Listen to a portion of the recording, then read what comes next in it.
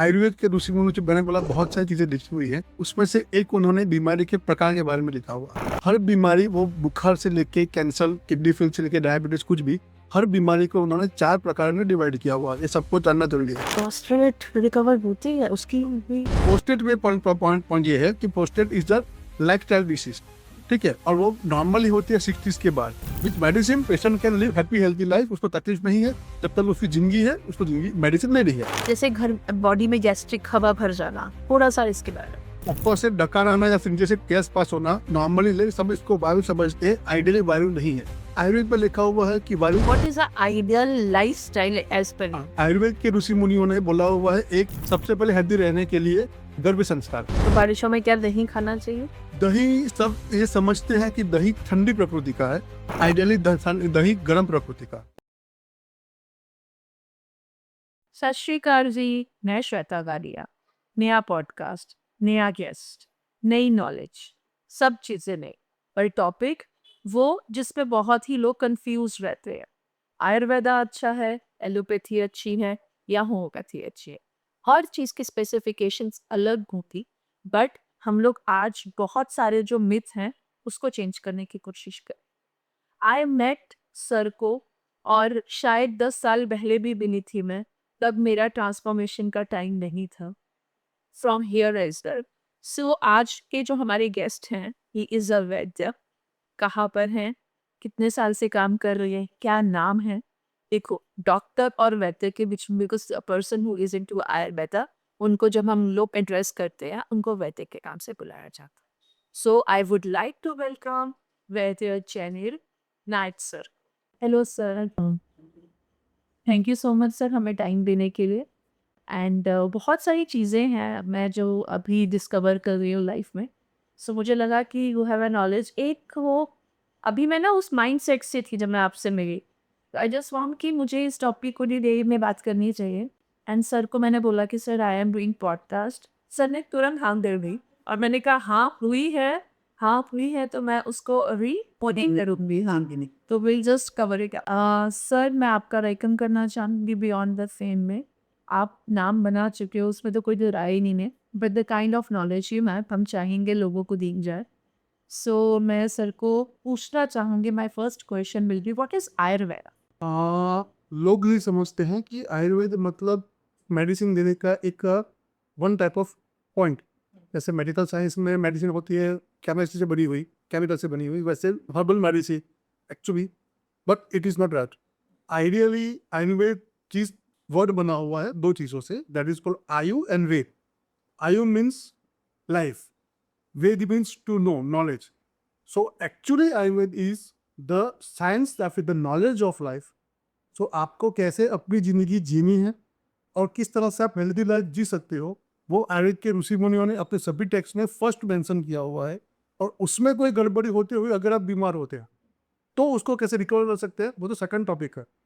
The point is the way of life, the science of life, the knowledge of life, that is आएंगे, जिसमें हमें सब चीज़ों को मिला के हेल्दी लाइफ को जी के, जो एक श्लोक यहाँ लिखा हुआ है, धर्म अर्थ काम मोक्ष तक कैसे प्राप्ति कर सकते हैं, उस सब का knowledge that is right. Okay. So अभी आपने कॉन्वर्जेशन के बीच में बीमारी बोला।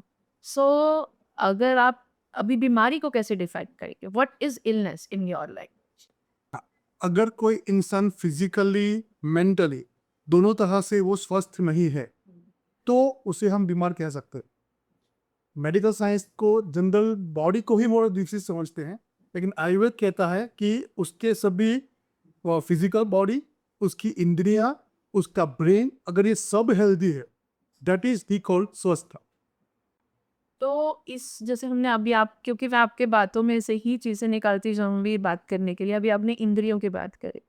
सो एक लेमैन जिसने आयुर्वेदा के बारे में सुना ही होगा या वो इंटरेस्ट नहीं, बिकॉज आई दोस्तों I know a little bit about Ayurveda, reason behind. मैंने बीएड करा है योगा में, ब्रह्म ऋषि कॉलेज से है, सेक्टर 19 चंडीगढ़ में। तो मैंने 2004-05 पास आउट किया। मैंने फर्स्ट ईयर नेचुरोपैथी भी करी है, but I just left in between. तो this yoga is also a part of Ayurveda, is it related to? No. No. Okay. Okay, थोड़ा इसके बारे में बताएंगे सर?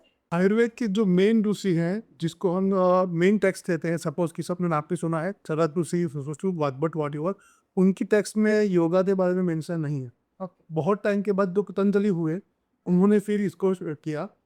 इन टेक्स्ट में उन्होंने बताया हुआ है कि व्यायाम करना किस तरह का, कैसे, क्या क्या व्यायाम क्या इफेक्ट करता है, वो सब बाद में डिस्कवर हुआ।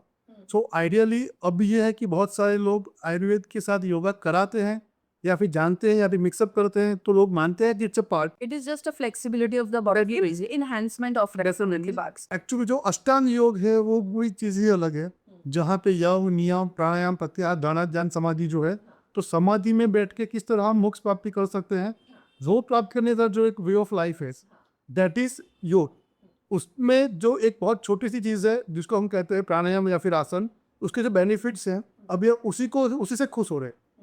वो समाधि वाला जो भी जो फीलिंग में आना चाहिए वो तो शायद बहुत दूर रह गया। सो द पॉइंट इसकी शायद हम मेरे कमरे में गए और थोड़ी बहुत चांदी दिखी तो आगे अपना सोना, हीरा, जवाहरात वो सब भूल गए, हम चांदी के खुश हो गए। वैसे ही आयुर्वेद के अंदर सिर्फ बीमारी ठीक करने वाला पॉइंट नहीं है, लेकिन उसी को अभी हम लेके चल रहे हैं। तो आयुर्वेद के उसमें पहले सूत्र दिया हुआ है कि स्वस्थ व्यक्ति को स्वस्थ कैसे रखा जाए, और अगर वो बीमार होता है तो उसको ठीक कैसे किया जाए। ठीक है, तो उन्होंने उनका पहले मोटिव ही ये है कि to make healthy person healthy.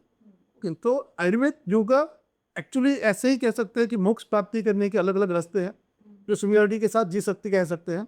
तो बहुत ज़्यादा डिफरेंस नहीं है, इसके साथ इकट्ठा हो गए, बेनिफिट अच्छे मिलेगा, लोग से इकट्ठा कर रहे हैं। लेकिन as per my knowledge and my believe, yoga को हम आयुर्वेद के साथ कनेक्ट नहीं कर सकते, पार्ट भी नहीं कर सकते। हाँ, दोनों सेम, दोनों ब्रदर हैं, अच्छे भाई है, साथ चल सकते हैं। So yoga is also believing in three doshas. तो और Ayurveda is also into three doshas. So थोड़ा ये तीन दोष क्या होते हैं और ये इस पे हमारी बॉडी कैसे वर्क करती है, किसके बारे में थोड़ा जानना चाहिए। ओके, त्रिदोष को हम ऐसे समझ सकते हैं, जो सबको मालूम है, वात, पित्त, कफ। ठीक है, कफ अगर पहले सबसे पहले समझे तो हमारी बॉडी में जो भी कुछ ठोस चीज़ें हैं जिससे हमारा शरीर बना है, दैट इज कॉल्ड कफ। ठीक है, उसको मेंटेन रखने के लिए, उसको एनहांस करने के लिए, उसको बढ़ाने के लिए, या फिर उसका जो यूज़ होता है उसको वापस गेन करने के लिए उस समय मेटाबॉलिक सिस्टम चलती है जो अग्नि का कार्य करती है। ठीक है, दैट इज कॉल्ड पित्त। और इन दोनों को जो ट्रिगर करते हैं, जो काम कराते हैं, ठीक है, दैट इज कॉल्ड वायु। तो कहा हुआ है कि वायु के खुद के पास कोई कार्य करने की शक्ति नहीं है, बॉडी चलती है कफ और पित्त से, लेकिन उन दोनों को चलाने का जो रूट या फिर जो मेन पावर है, वो पावर वायु के पास है, दैट इज कॉल्ड वायु।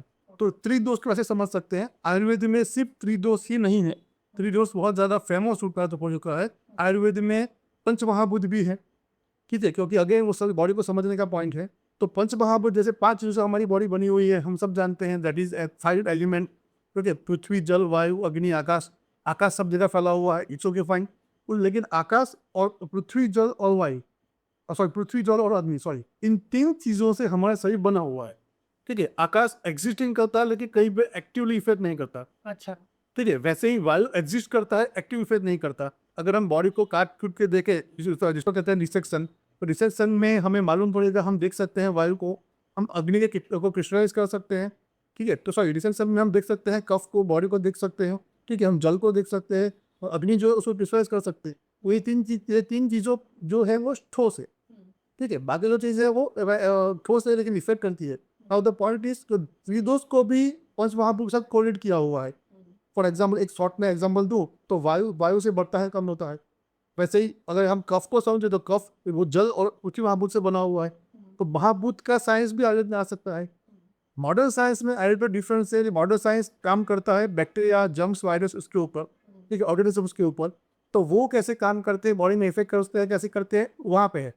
आयुर्वेद उससे एक स्टेप या फिर काफ़ी सारे स्टेप आगे चल के उसकी इफेक्ट कहाँ पर बनती है, अल्टर होती है, कम होती है, वो सब की नॉलेज के बारे में भी बात करता है, जो हम आगे बात करें। अभी सर इनिशियली तो आयुर्वेदा ही रहा होगा ना, एलोपैथी तो बाद में आ गया। Just definitely. So, but why people have a belief more into, like they are more inclining to allopathy, including us also, सिर दर्द हुआ, डिस्प्रिन ले लो, सेरिडॉन ले लो, जो भी दवाइयाँ हैं। So how this has happened? और जब आपके पास एक बंदा आता है जो फंसी माइंडसेट लेके आता है कि नहीं चलो फैमिली प्रेशर पे आ गया या आपका नाम सुन के आ गया, ऐसे व्यक्ति को वैसे मैनेज करते हो आप? 2 चीज़ें हैं। अभी नंबर ऑफ पेशेंट्स आयुर्वेद में का मॉडर्न साइंस से ज़्यादा है। फर्स्ट वन क्यों? द थिंग इज कि बहुत सालों की गुलामी जो थी, सबसे पहले अंग्रेजों की, उसके भी पहले मुगलों की, वॉट उस टाइम पे आयुर्वेद को जितना महत्व मिलना चाहिए, इसको वर्ड बोला हुआ राज्याश्रय, नहीं मिलता या नहीं मिला। ठीक है, अभी सब लोग जानते हैं कि फादर ऑफ सर्जरी सुश्रुत। ठीक है, अभी सुश्रुत के अंदर कैटेक की सर्जरी जिस तरह मेंशन की हुई है, आज के टाइम पे भी मेडिकल साइंस में वैसे ही सर्जरी होती है, मॉडर्न साइंस में। ठीक है, द पॉइंट इस बीच के टाइम पे सर्जरी वाला पार्ट बहुत कम हो गया, क्योंकि अहिंसा का पार्ट चला, तो रिसेक्शन का, सर्जरी का, वो सब पॉइंट कम हो गया। ठीक है, उसके बाद जो मुगल्स आए, उसके उस टाइम पे उतना नहीं मिला। अगर आज की बात करूं, तो जो मुझे थोड़ा बहुत मालूम है, गवर्नमेंट का जो भी हेल्थ को फंड जाता है, उसमें से शायद 97-98% मेडिकल साइंस को जाता है। बाकी जो 2-3% रह गए, उसमें से आयुर्वेद, होम्योपैथी, यूनानी, योगा, नेचुरोपैथी, वो सब आ गया। तो ये तो फिर इंजस्टिस हो गया। एग्जैक्टली, तो ना उनको इतना ज़्यादा प्रमोशन मिलता है, ना उस पर ज़्यादा स्टडी करने का उनको चांस मिलता है। तो पिछले काफ़ी सालों से, अब मैं सिर्फ हमारे गवर्नमेंट की बात नहीं कर रहा हूँ, जो 50-70 साल हो गए, उसके पहले अंग्रेज और उसके पहले मुगल, तो काफ़ी सालों से आयुर्वेद को जो मिलना चाहिए सपोर्ट, वो नहीं मिला। तो जब सपोर्ट नहीं मिला, तो डेफिनेटली उसके डिसएडवांटेज मिलेंगे। हम ये कह सकते हैं कि ऐसी कंडीशन में भी आज आयुर्वेद टफ टफ है, टफ आंसर दे रहा है, मेक तो रिजल्ट दे रहा है। ठीक है, एक सिंपल सी बात करूँ तो मेडिकल रेफरेंस, हम आज भी जाने की बात करूँ, तो पेशेंट अगर ऑपरेट कराता है तो मेडिकल में पास होता है, अगर पंचकर्मा कराता है तो मेडिकल में पास नहीं होते। अभी कुछ सालों से गवर्नमेंट ने लॉ चेंज किए हैं, हो रहे हैं, which is good, fine, it's okay. कुछ साल पहले के हाल ये था कि अगर आयुर्वेद का स्टडी किया हुआ है, आयुर्वेद की हॉस्पिटल रन कर रहे हैं, फिर भी मेडिकल में पास नहीं हो रहा, तो उसके ऊपर मतलब नहीं है। फिर खुद थोड़े कोर्ट केस हुए, थोड़े इश्यूज हुए, वो आंसर आया, वो वॉइस रेज करेगा तो हुआ, तो दैट इज वो आगे और होगा। अभी आज के समय में कह सकता हूँ कि जो आयुर्वेद का तारा जगमगा रहा था, ठीक है, अभी जो डिम जो हो चुका था, अभी तो उसे जलना स्टार्ट किया, पॉलिश। अभी तो स्टार्ट हुआ है। और अगर आज की कंडीशन में इतना अच्छा है, जो वापस हो जगह बोलेगा, तब तो कुछ और ही पूछे होगा। तो अब जैसे आयुर्वेदा में खाने पीने पड़ते हैं, है ना, एंड आप इज एक्सपर्ट, आपके बारे में ऐसा होता है कि आपके पास जो पेशेंट आया वो रिवर्स हो जाता है उसका। दोस्तों, कोई भी डिजीज़ है, अगर वो एक्सट्रीम लेवल पे नहीं गई है, फॉर एग्जांपल कैंसर है, चौथी स्टेज पे है, तो उस पे तो हमें भी पता ही है कि एडवांस हो चुका है, चांसेस कैसे होते हैं। बट जनरलाइज सर, आपका फर्स्ट ऐसा केस जो रिवर्सल हुआ था, उसकी वो डिजीज़ क्या थी, उसके बारे में पता। ओके, शॉर्ट में खत्म करूँ, वैसे बहुत सारे हैं। पहला केस जो आपको याद है। हाँ, एक लड़का दिखाने के लिए आया था, करीब करीब 9-10 साल का। उसको पेट में लंप था, तो सोनोग्राफी हुई और अहमदाबाद में सर्जरी हुई। सेकंड डे डिस्चार्ज हो गया, वलसाड में आया।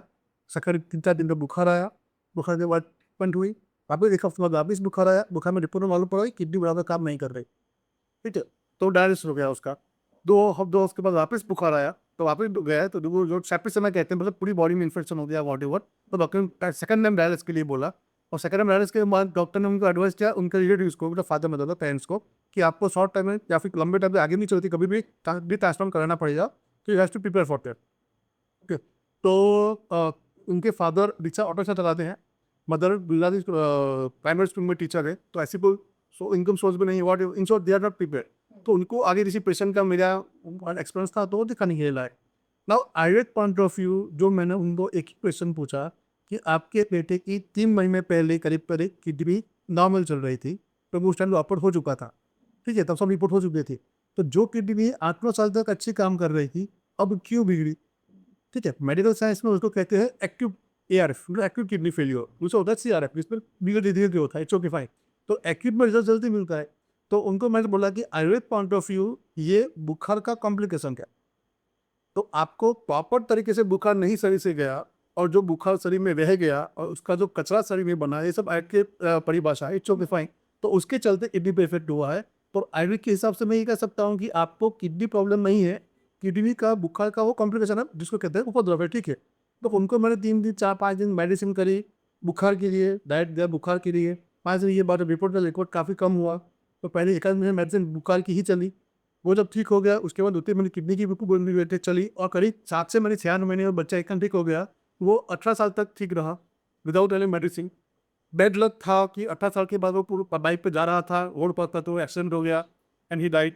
लेकिन 10 साल तक without any medication, without any problem, क्योंकि वो भाई रिलीजन मोमेडन था, तो हर टाइम पे ईद पे बिकॉज बोले ना ब्राह्मण को उसका मुझे फोन आया था, सर हैप्पी ईद उसका फादर आई नो, बस वो इतना ज़्यादा है ना नेक्स्ट में। तो आयुर्वेद में ये कर सकते हैं, हो सकता है। जैसा मैंने बोला, आयुर्वेद प्रोटोकॉल, आयुर्वेद प्रिंसिपल से ट्रीटमेंट सोचनी पड़ती है। तो कहते हैं ना, मैंने जाके 4 लोगों को बोला कि वो बहुत बढ़िया डॉक्टर है, आप जाओ।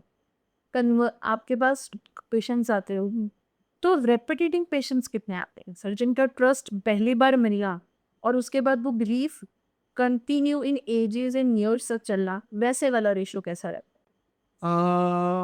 ऐसा कह सकता हूँ कि कभी गिने नहीं है, लेकिन रेगुलर ओपीडी कंटिन्यू रहती है, वो सालों से है। है? अरे रश होता है, ओपीडी कंटिन्यू क्या रश होता है। लोग द पॉइंट इज कि कुछ पेशेंट ऐसे होते हैं जिनको बस डॉक्टर चेंज कर ले गले माइंड से, वो अलग बात है, लेकिन ऐसा कोई जरूरी नहीं है। ओपीडी के पेशेंट को एक बार अगर आयुर्वेद से ठीक हुआ है तो फिर उनको कुछ तरह की जरूरत नहीं पड़ती।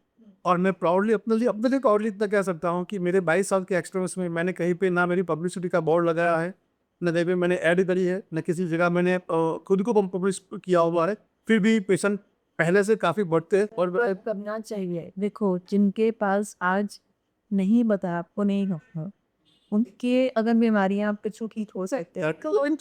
वो अभी ये है कि वो पेशेंट भी कहते, वो बहुत सारे पेशेंट जैसे एक दिन आप पतले हो जाओगे। ब्रेक लिया दोस्तों, थोड़ा ज़रूरी होता है, कितना बोलेंगे एक साथ, है ना? तो उसमें अक्सर मेरा माइंड ये सोच रहा है कि आप बोलते हो जो रिवर्सल है क्वेश्चंस के, और कई लोग ऐसे लिख के भेजते गारंटेड है, ये तो रिवर्सल हो ही जाएगा। मैंने मेरी 40 सी की एज में आपके अलावा कोई रिवर्सल वाला केस सुना नहीं है। मैं ये इंस्टा पे आजकल मनीष आचार्य, अभी उन वो इतना सारा कुछ बता रहे हैं, उनका हिम्स करके जो है, मेरी फ्रेंड के father he passed away there, and में उन्होंने बोल दिया पहले तो गारंटी करते रहिए, बाद में अंकल की डेथ हो गई वहाँ पे। ही वॉज 70-75, तो देन उससे माँ बाप जाते हैं, वो 100 में भी जाएंगे तो पीत तो है ही है बच्चों को। तो आप इसने क्या आपकी very good question, the answer is Ayurveda के दूसरे में मुझे मैंने बोला बहुत सारी चीज़ें लिखी हुई है, उसमें से एक उन्होंने बीमारी के प्रकार के बारे में लिखा हुआ। ठीक है, हर बीमारी, वो बुखार से लेके कैंसर, किडनी फेल से लेके डायबिटीज, कुछ भी, हर बीमारी को उन्होंने 4 प्रकार में डिवाइड किया हुआ है, ये सबको जानना जरूरी है। ठीक है, फर्स्ट उन्होंने बोला सुख साध्य, दूसरा बोला कष्ट साध्य, तीसरा बोला याज्ञ, और चौथा बोला असाध्य। ठीक है, थोड़ा समझिए, तो सुख साध्य मतलब इस प्रकार की या फिर इस कंडीशन की या फिर ऐसे इंसान को बीमारी कि जो आराम से सुख साध्य हो सकती है, बोर्ड में मालूम पड़ जाएगा।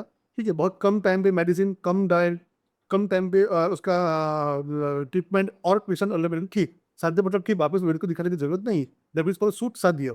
दूसरा है कष्ट साध्य, फॉर एग्जाम्पल आपको उसमें गिन सकते हैं वेट थोड़ा ज़्यादा है तो थोड़ा कष्ट पड़ेगा, मे भी थोड़ा लंबा चलेगा, हाँ मे भी थोड़ा लंबा चलेगा, लेकिन अल्टीमेटली कार्य एक दिन आपको मुझे एज अ पेशेंट मिलने की जरूरत नहीं पड़ेगी, तो दैट इज फॉर कष्ट पड़ेगा। आप हो सके 2-3 साल तो किसी की ट्रीटमेंट चले, किसी की एग्जाम्पल दे रहा हूँ, द पॉइंट इज तो वो कष्ट साध्य है, अल्टीमेटली कष्ट होने के बाद में साध्य है। तीसरा है याप्य। ठीक है, यहाँ पे मतलब अब बीमारी इस कंडीशन में, इस टेक्निक या फिर ऐसे पेशेंट को है जहाँ पे उसको ठीक होना पॉसिबल नहीं है, लेकिन जब तक मेडिसिन कंटिन्यू है वो है नॉर्मल हैप्पी हेल्थी लाइफ जी सकता है। ठीक है, with the help of medicine, that is पॉलीयापिया। ठीक है, फॉर एग्जांपल उसमें हम गिन सकते हैं कोस्टेड को, उसके यहाँ फॉर एग्जांपल गिन सकते हैं डायबिटीज को। स्ट्रेट रिकवर थी और उसकी भी नहीं नहीं उसके, हाँ पोस्टेड में पॉइंट ये है कि posted is the life time disease.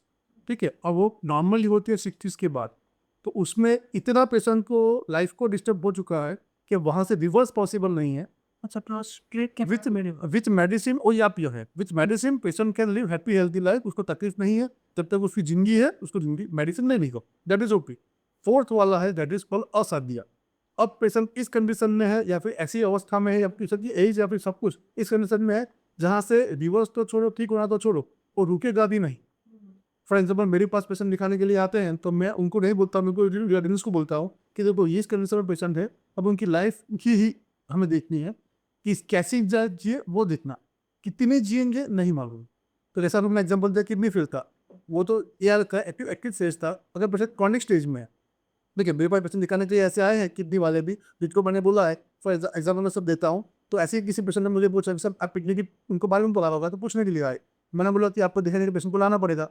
अब वो मैं वलसाड़ है, वो आए थे मुंबई में, तो बोले सर पेशेंट मुंबई में दखल ज़्यादा है तो मुंबई से वलसाड तक करीब 200 किलोमीटर वो एम्बुलेंस लेके आए, ठीक है। देख के मैंने बोला कि वो मैक्सिमम 6 मंथ उनकी लाइफ है, वो ज़्यादा जिएगी तो उनका नसीब है। हम इतना कर सकते हैं कि 6 महीने आराम से ज़िंदगी काटे, तो ज़्यादा ठीक नहीं होगा। तो किसी ने मुझे दूसरे ने झगड़ा कर लिया कि बोला हम बाकी ने बोला था तो आपने नया क्या बोला। और द पॉइंट इज कि वो आयुर्वेद पॉइंट ऑफ व्यू देख के मालूम पड़ेगा कि अब ये है नहीं है, फिर डेफिनेटली। तो अगर कोई गारंटी दे रहा है बगैर पेशेंट को देके, तो वो एज पर माई ओपिनियन मुझे वो हास्यास्पद लगता है। मतलब क्या वो तो कुछ मालूम नहीं। अगर उसके पास प्रॉपर आयुर्वेद का नॉलेज है तो उसको इस श्लोक पक्का मालूम है जिसमें 4 चीज मेंशन की हुई है। बहुत सिंपल सा एग्जाम्पल एक ही चीज में सब समझ सकते हैं कि मानो आपने खिचड़ी बना दी, अब खिचड़ी आपकी अच्छी नहीं बने, तो वो खिचड़ी वापस अच्छी बन सकती है कि नहीं बन सकती। द पॉइंट इज उस पर सिर्फ नमक कम पड़ा है, अब डाल दो नमक 2 सेकंड में ठीक हो जाएगी। ठीक है, आपकी खिचड़ी कच्ची है, ठीक है, तो थोड़ा वापस उसको गर्म कर लो, 5 मिनट पर ठीक होगी। आपकी खिचड़ी जल गई है, तो कुछ नहीं होने वाला। तो बगैर पेशेंट के एग्जामिन किए मैंने 22 साल में ही देखा हुआ है कि पेशेंट के लिए कुछ भी कहना दैट इज रॉन्ग। सो आपको प्रैक्टिस करते हुए ये क्वेश्चन मैं मिस कर गई थी दोस्तों, बट मेरे से गलती हुई है। आई जो ऑन आपकी सर टोटल कितने साल हो गए हैं? 2004 से मैं वलसाड में हूँ। मैं 2002 में पास आउट किया था और फिर 6 महीने दिल्ली में एक हॉस्पिटल में जॉब की, फिर 6 महीने अहमदाबाद में जॉब की। 2004 से Did you like Delhi sir? Valsad is better. Pollution के अलावा पॉल्यूशन पॉल्यूशन के बेसिस पर 2004 में इतना पोल्यूशन नहीं था। पॉल्यूशन की बेसिस पे ही मैं दिल्ली अहमदाबाद छोड़ के वलसाड आया।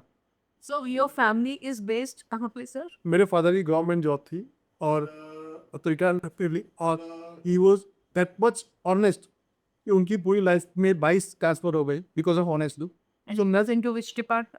तो गवर्नमेंट ऑफिस जो इरिगेशन कहते हैं उसमें, तो लास्ट में वो बरूच से रिटायर हो गई। तो मैं उनकी जॉब के चलते बहुत ज़्यादा घूमा, जिसे बहुत ज़्यादा नॉलेज भी मिली है, अच्छा हुआ विदा हुआ, दोनों चीज़ें भी मिली है, लेकिन बहुत ज़्यादा घूमा हूँ। तो बेसिकली मेरा नेटिव प्लेस नौसारी वलसाड के बीच में ही है, लेकिन वहाँ पे कभी रहा नहीं बिकॉज ऑफ पास जॉब। घूमे हैं, दुनिया देखी है, दैट इज ओके। मैं ना दोस्तों उनको मिलने के लिए रात को हम लोग सब घर से ना 5:30 बजे निकले थे। एंड सिल्लास से यहाँ पे आना है तो इट्स वेरी टफ। और हमें पहुँचते पहुँचते यहाँ पे 7 बज गए एंड 7:15 बजे हम आए। हम आपके स्टाफ के साथ कंटिन्यू इन टच थे। कैफे खेल्ड ऑल राइट। हम लोग तकरीबन 7:30 बजे के करीब आपके पास मिले हैं। उस टाइम पे भी आप इतने फन वाले मोड में कैसे हैं? बिकॉज आप सुबह से देख रहे हो बीच में चलो ठीक है 5:30 से 4:30 से आपके ऊपर ही रेगुलर चाय हो जाती है 4 बजे से एंटिल 7:30। वो उतना ही फन आपने मेरी बेटी के साथ भी मजा करा, मम्मी को भी मस्ती करी। ये चीज़ कैसे मेंटेन कर पाती हो थ्रू आउट द डे? ऐसा लगता है कि लोगों के मुंह पे स्माइल लाना वो कुछ अच्छा है फीलिंग। और मेरे जो सर जिसका मैं नाम भूल चुका हूँ, एक्चुअली हमारे कॉलेज में नहीं थे। जब मैं कॉलेज में फर्स्ट ईयर में था तब रिटायर हो चुके थे, लेकिन उनका नियम था कि फर्स्ट लेक्चर वही लेते थे हमारे कॉलेज में जब मैं भावनगर में था। तो उन्होंने आके ये समझाया था कि आपके कम्युनिकेशन जिस किसी मनोअवस्था में आता है वो हंसते हुए ही बाहर निकलना चाहिए। और वो कुछ दिमाग में पता नहीं घुस चुका है। तब लोगों को प्लीज़ कराना, लोगों को हँसाना, लोगों को अच्छा फ़ील कराना, वो भी खुद को भी अच्छा लगता है, तो वो आ गया है लाइफ में, ऐसा कह सकते हैं। What has inspired you? किस चीज़ में आपको आयुर्वेदा में जोड़ा था? बेसिकली मेरी आयुर्वेद में जुड़ने का या आयुर्वेद कॉलेज में एडमिशन लेने का तो ये था कि मुझे मेरे फादर बिकॉज इंजीनियर थे, तो इंजीनियर ही एक गोल था।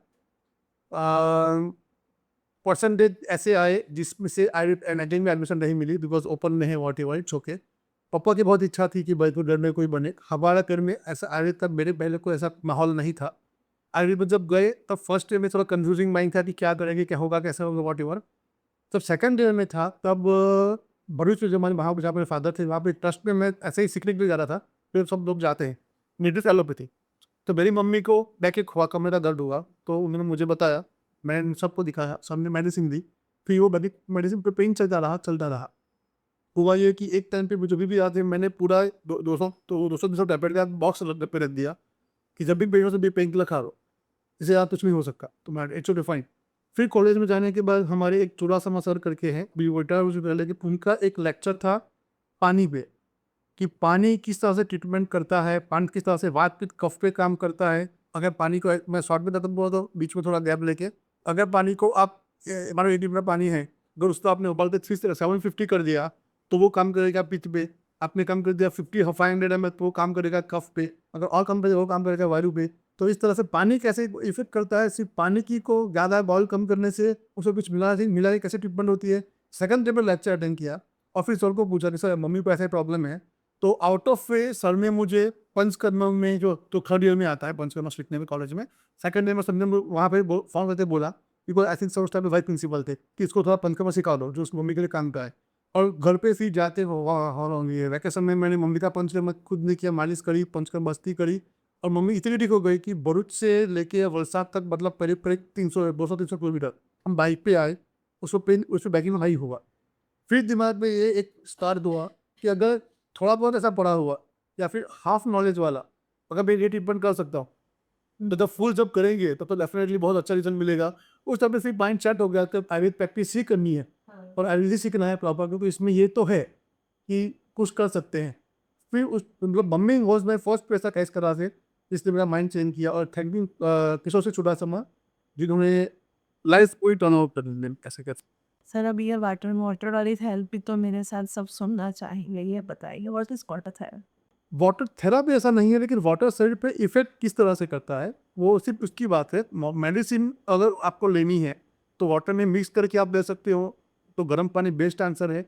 लेकिन गर्म पानी खुद भी पानी के अंदर जो पृथ्वी तत्व है, अगर पंच महाभूत से समझे तो पानी में जो पृथ्वी तत्व है उसको आप जितना कम करेंगे या फिर आदमी को जितना बढ़ाएंगे। ग्लास पानी भैया। एक गिलास पानी को अगर आपने 750 मतलब 1/4 आपने उसको जला के कम कर, सिर्फ पानी कुछ नहीं डालना है, 1/4 आपने कम कर दिया तो वो पित्त पे ज़्यादा इफेक्ट करेगा। अच्छा। अगर उसको आपने 1/2 कर दिया, उतना रखा, तो वो कफ पे ज़्यादा इफेक्ट करेगा। और अपना आपने 1/4 ही रखा सिर्फ पानी को बॉईल करके, तो वाइल पर ज़्यादा इफेक्ट करेगा।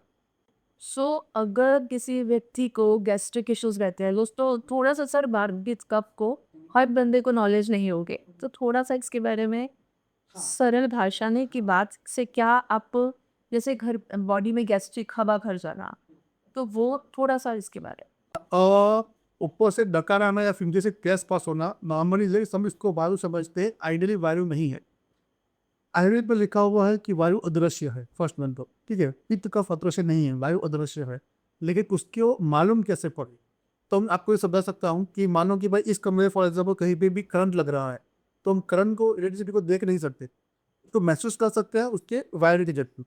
वैसे ही हमारा जो पूरी नर्व सिस्टम है, उस नर्व सिस्टम के अंदर जो मूवमेंट होती है, जो दिखती नहीं है लेकिन होती है, जिससे हम सब चीज़ कर सकते हैं। जैसे मैं चुभना, काफ़ी कुछ काम कर रहे हैं, जैसे हम बोल रहे हैं या फिर देख रहे हैं या फिर समझ रहे हैं, तो ये सभी काम वायु है। तो नर्व सिस्टम को हम समझ सकते हैं वायु के हिसाब से। नर्व सिस्टम वायु नहीं है, उसके अंदर जो काम करता है वो वायु है। तो जहाँ पे आपको नर्व सिस्टम का इफेक्ट इशू है, फिर वो गैस हो गया फॉर एग्जाम्पल, या फिर ज़्यादा याद नहीं रहता या फिर कम याद रहता है, ठीक है, या फिर ज़्यादा नींद आती है या फिर कम नींद आती है, तो जो भी कब काम करने वाले सब चीज़ें, वो सब चीज़ें वायु है, ठीक है। वो सब काम कराता है फर्स्ट में, ठीक है। बॉडी में जो भी सब चीज़ें चयापचय या फिर डाइजेशन वाली जो भी सब चीज़ें, मेटाबॉलिक सिस्टम वाली जो भी सब चीज़ें हैं, वो सब पीते हैं, ठीक है। इसलिए सब प्रोड्यूसर में प्रकार दिए हुए हैं दैट इज ओके। और फिर उसको उसके चलते से बॉडी में सब चीज़ें बनती हैं, जैसे मांस बन गया, जैसे खून बन गया, जैसे हड्डियाँ बन गई, जैसे हम चीज़ें बन गई, जो फॉर्म जो चीज़ बन गई, वो सब चीज़ों को हम कफ समझ सकते हैं। वो आइडियली कफ नहीं है, लेकिन उसका बहुत बड़ा स्वरूप है। अगर इसको कम करते करते करते लास्ट में जाए, मानो फॉर एग्जाम्पल एक सेल है, ठीक है, तो वो सेल के अंदर हम जानते हैं कि भाई उसके अंदर जो चीज़ें मॉलिक्यूल होती है, तो उसको जो उसके जो हार्डनेस है वो कफ है, ठीक है। उस मेटाबॉलिक सिस्टम जो काम करती है, उसको काम करने के लिए वो पीते हैं। जैसे अर्ली मॉर्निंग बहुत सारे सीनियर सिटीजन मम्मी को और हमको भी जब कभी बॉडी में कफ होता, सुबह सुबह ब्रश करो वही विल गेट म्यूकस, तो क्या वो कफ का पार्ट नहीं? वो कफ का विकृत पार्ट, अगर वो ठीक से कफ पंप नहीं हुआ, ठीक है। मानो आप एग्जाम्पल खाना पका रहे हो, और खाना पकाने के टाइम पे मानो आपका खाना ठीक से अच्छा बन गया तो प्रॉपर कुक है। अगर वो अनकुक बन गया, कुछ भी जल गया, कच्चा रह गया, या फिर आपको बनाना है रबड़ी और बन गया दही या फिर चिकन फॉर एग्जाम्पल, ठीक है, पानी कम पड़े ज़्यादा पड़ गया वॉट यू, द पॉइंट भी अगर वो ठीक से जो उसका बनना चाहिए, उसका कंपोजन बनना चाहिए, कंपोजन बराबर नहीं बना, वो अगर बना को प्राकृत है जो हमारे शरीर के लिए चाहिए, अगर वो ठीक से नहीं बना तो वो विकृत है, ठीक है। फॉर एग्जाम्पल कि जो आप कफ निकलने की बात कर रहे हैं, वो कफ निकलने के लिए हमारे शरीर क्या वो कोई पार्ट कफ का जगह नहीं है। फॉर एग्जाम्पल कि भाई हड्डियों के बीच में जो जगह है जहाँ पर सैंडलवुड फ्लूइड होता है, sandalwood fluid is one type of kapha, जिसमें चिकनाहट है, ठीक है, जो ठोस है। ठीक है, जो थोड़ा मजबूत है, वॉट एवर, बस लिक्विड टाइप में, इट्स सो फाइन। तो सैलेड फ्रूट अगर वहाँ पे है तो वो प्राकृतिक कफ है। वो फूड अगर वो ज़्यादा हो के जब पेट में आ गया और एसाइटिस हो गया फॉर एग्जांपल, या फिर डायरिया हो गया, तो वो भी क्विक कफ हो गया। अब फॉर एग्जांपल डायरिया है तो डायरिया में भी उन्होंने वायु के हिसाब से, पित्त के हिसाब से, कफ के हिसाब से लिखा हुआ है, जैसा अभी मैंने बोला था, सूक्ष्म मैंने बताया हुआ है। तो फॉर एग्जांपल कि आपको डायरिया हो रहा है और डायरिया होने का रीजन ओवर फूडिंग है, तो वो कफ की वजह से है। ठीक है, अगर डायरिया होने का रीजन आपका अग्नि बराबर काम नहीं कर रहा, तो पित्त की वजह से है। और आपको मेंटल प्रॉब्लम है, बड़ी जैसी चिंता है और उससे डायरिया हो रहा है, तो काफी लोगों को होता है, एग्जाम से है तो बार बार डायरिया होते हैं। ठीक है, तो एग्जाम पर टेंशन है, तो जो टेंशन आपके नर्व सिस्टम को स्टिमुलेट करता है और नर्व सिस्टम स्टिमुलेट करती है आपके इंटेस्टाइन्स को, तो बार बार आपको दस्त लगती है जो नॉर्मली होती नहीं है।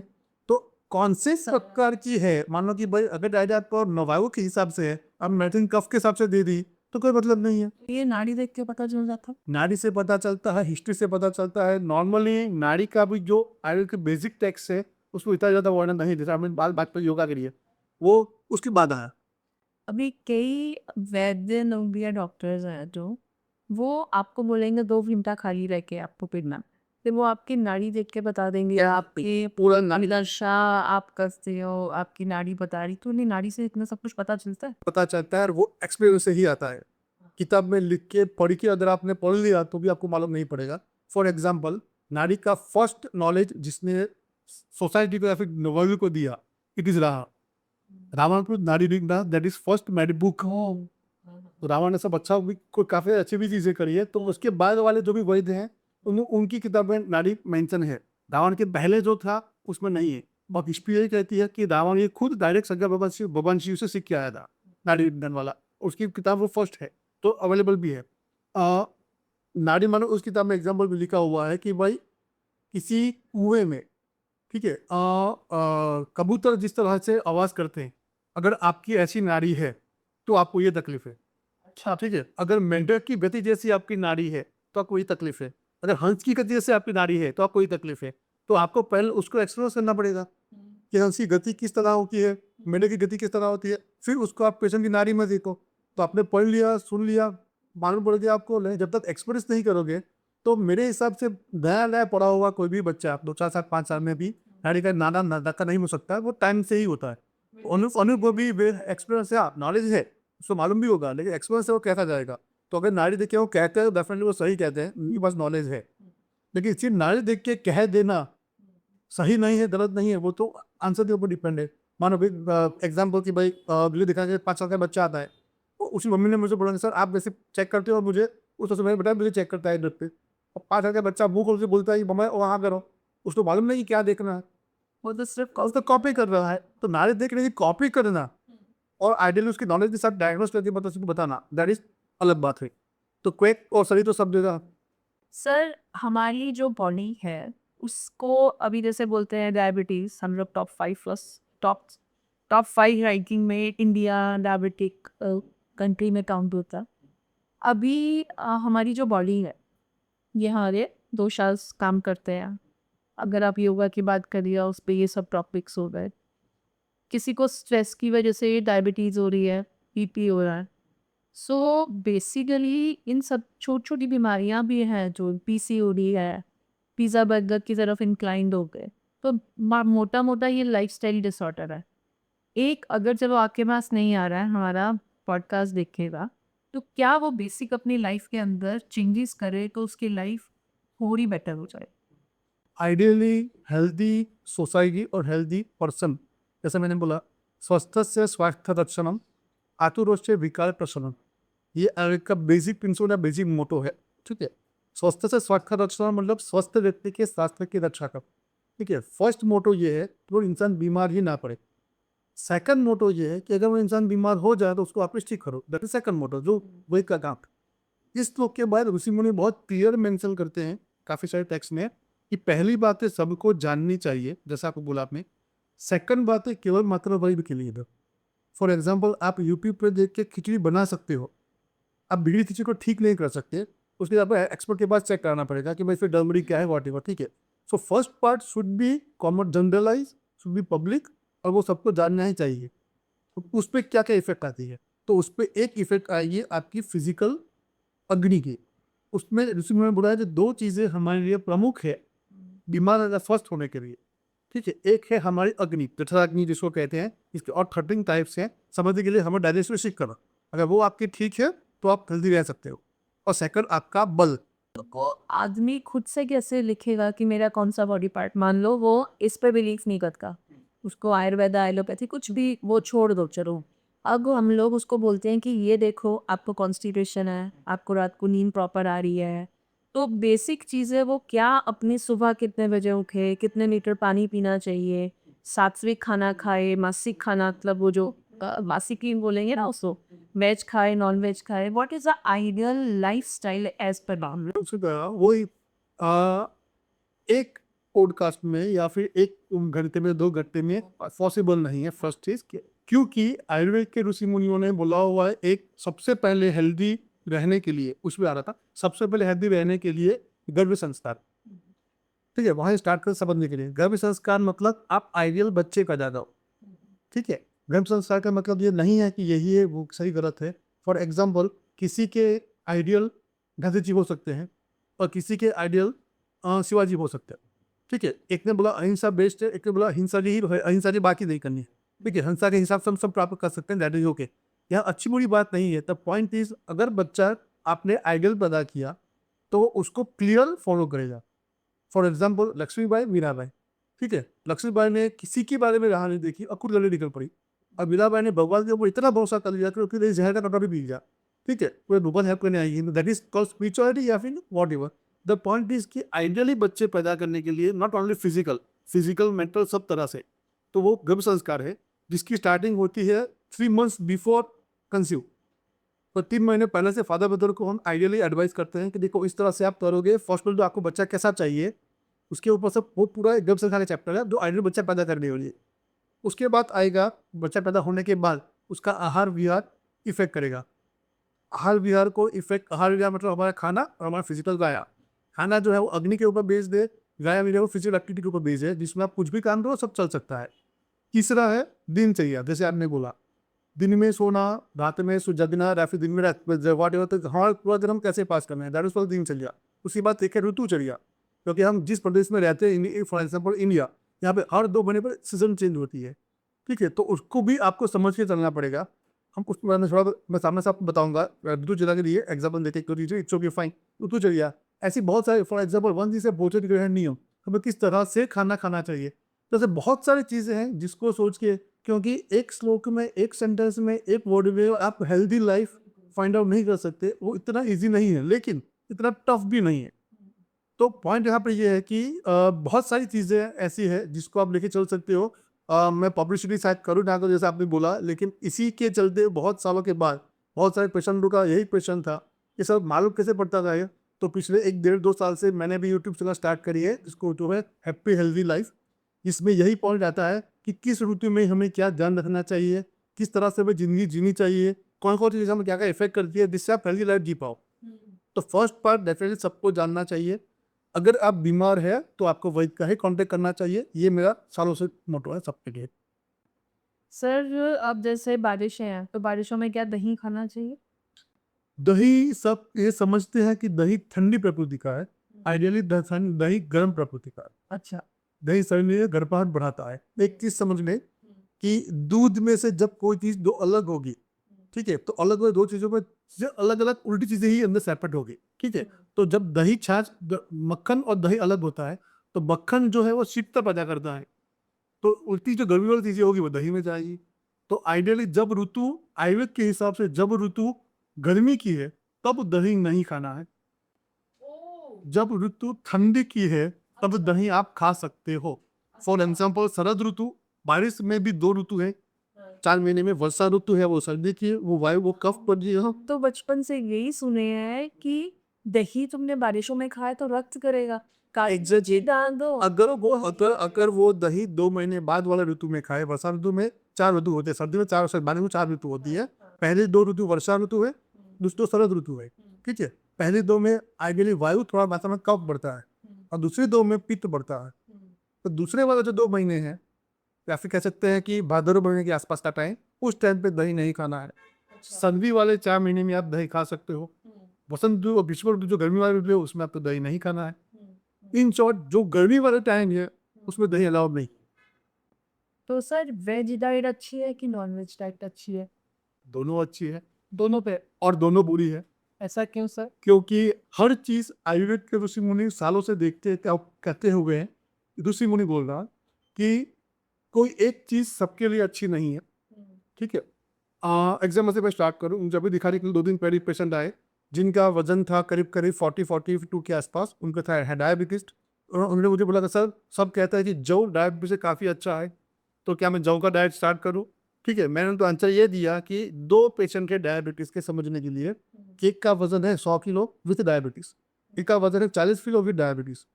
डायबिटीज लोगों को कंट्रोल करना है, दैट इज ओके, लेकिन 100 वाले को साथ वजन भी कम करना है और 40 वालों को वजन भी बढ़ाना है। ये सेकेंडरी उसका इफेक्ट है जो बॉडी में शरीर में चाहिए, इट्स ओके फाइन।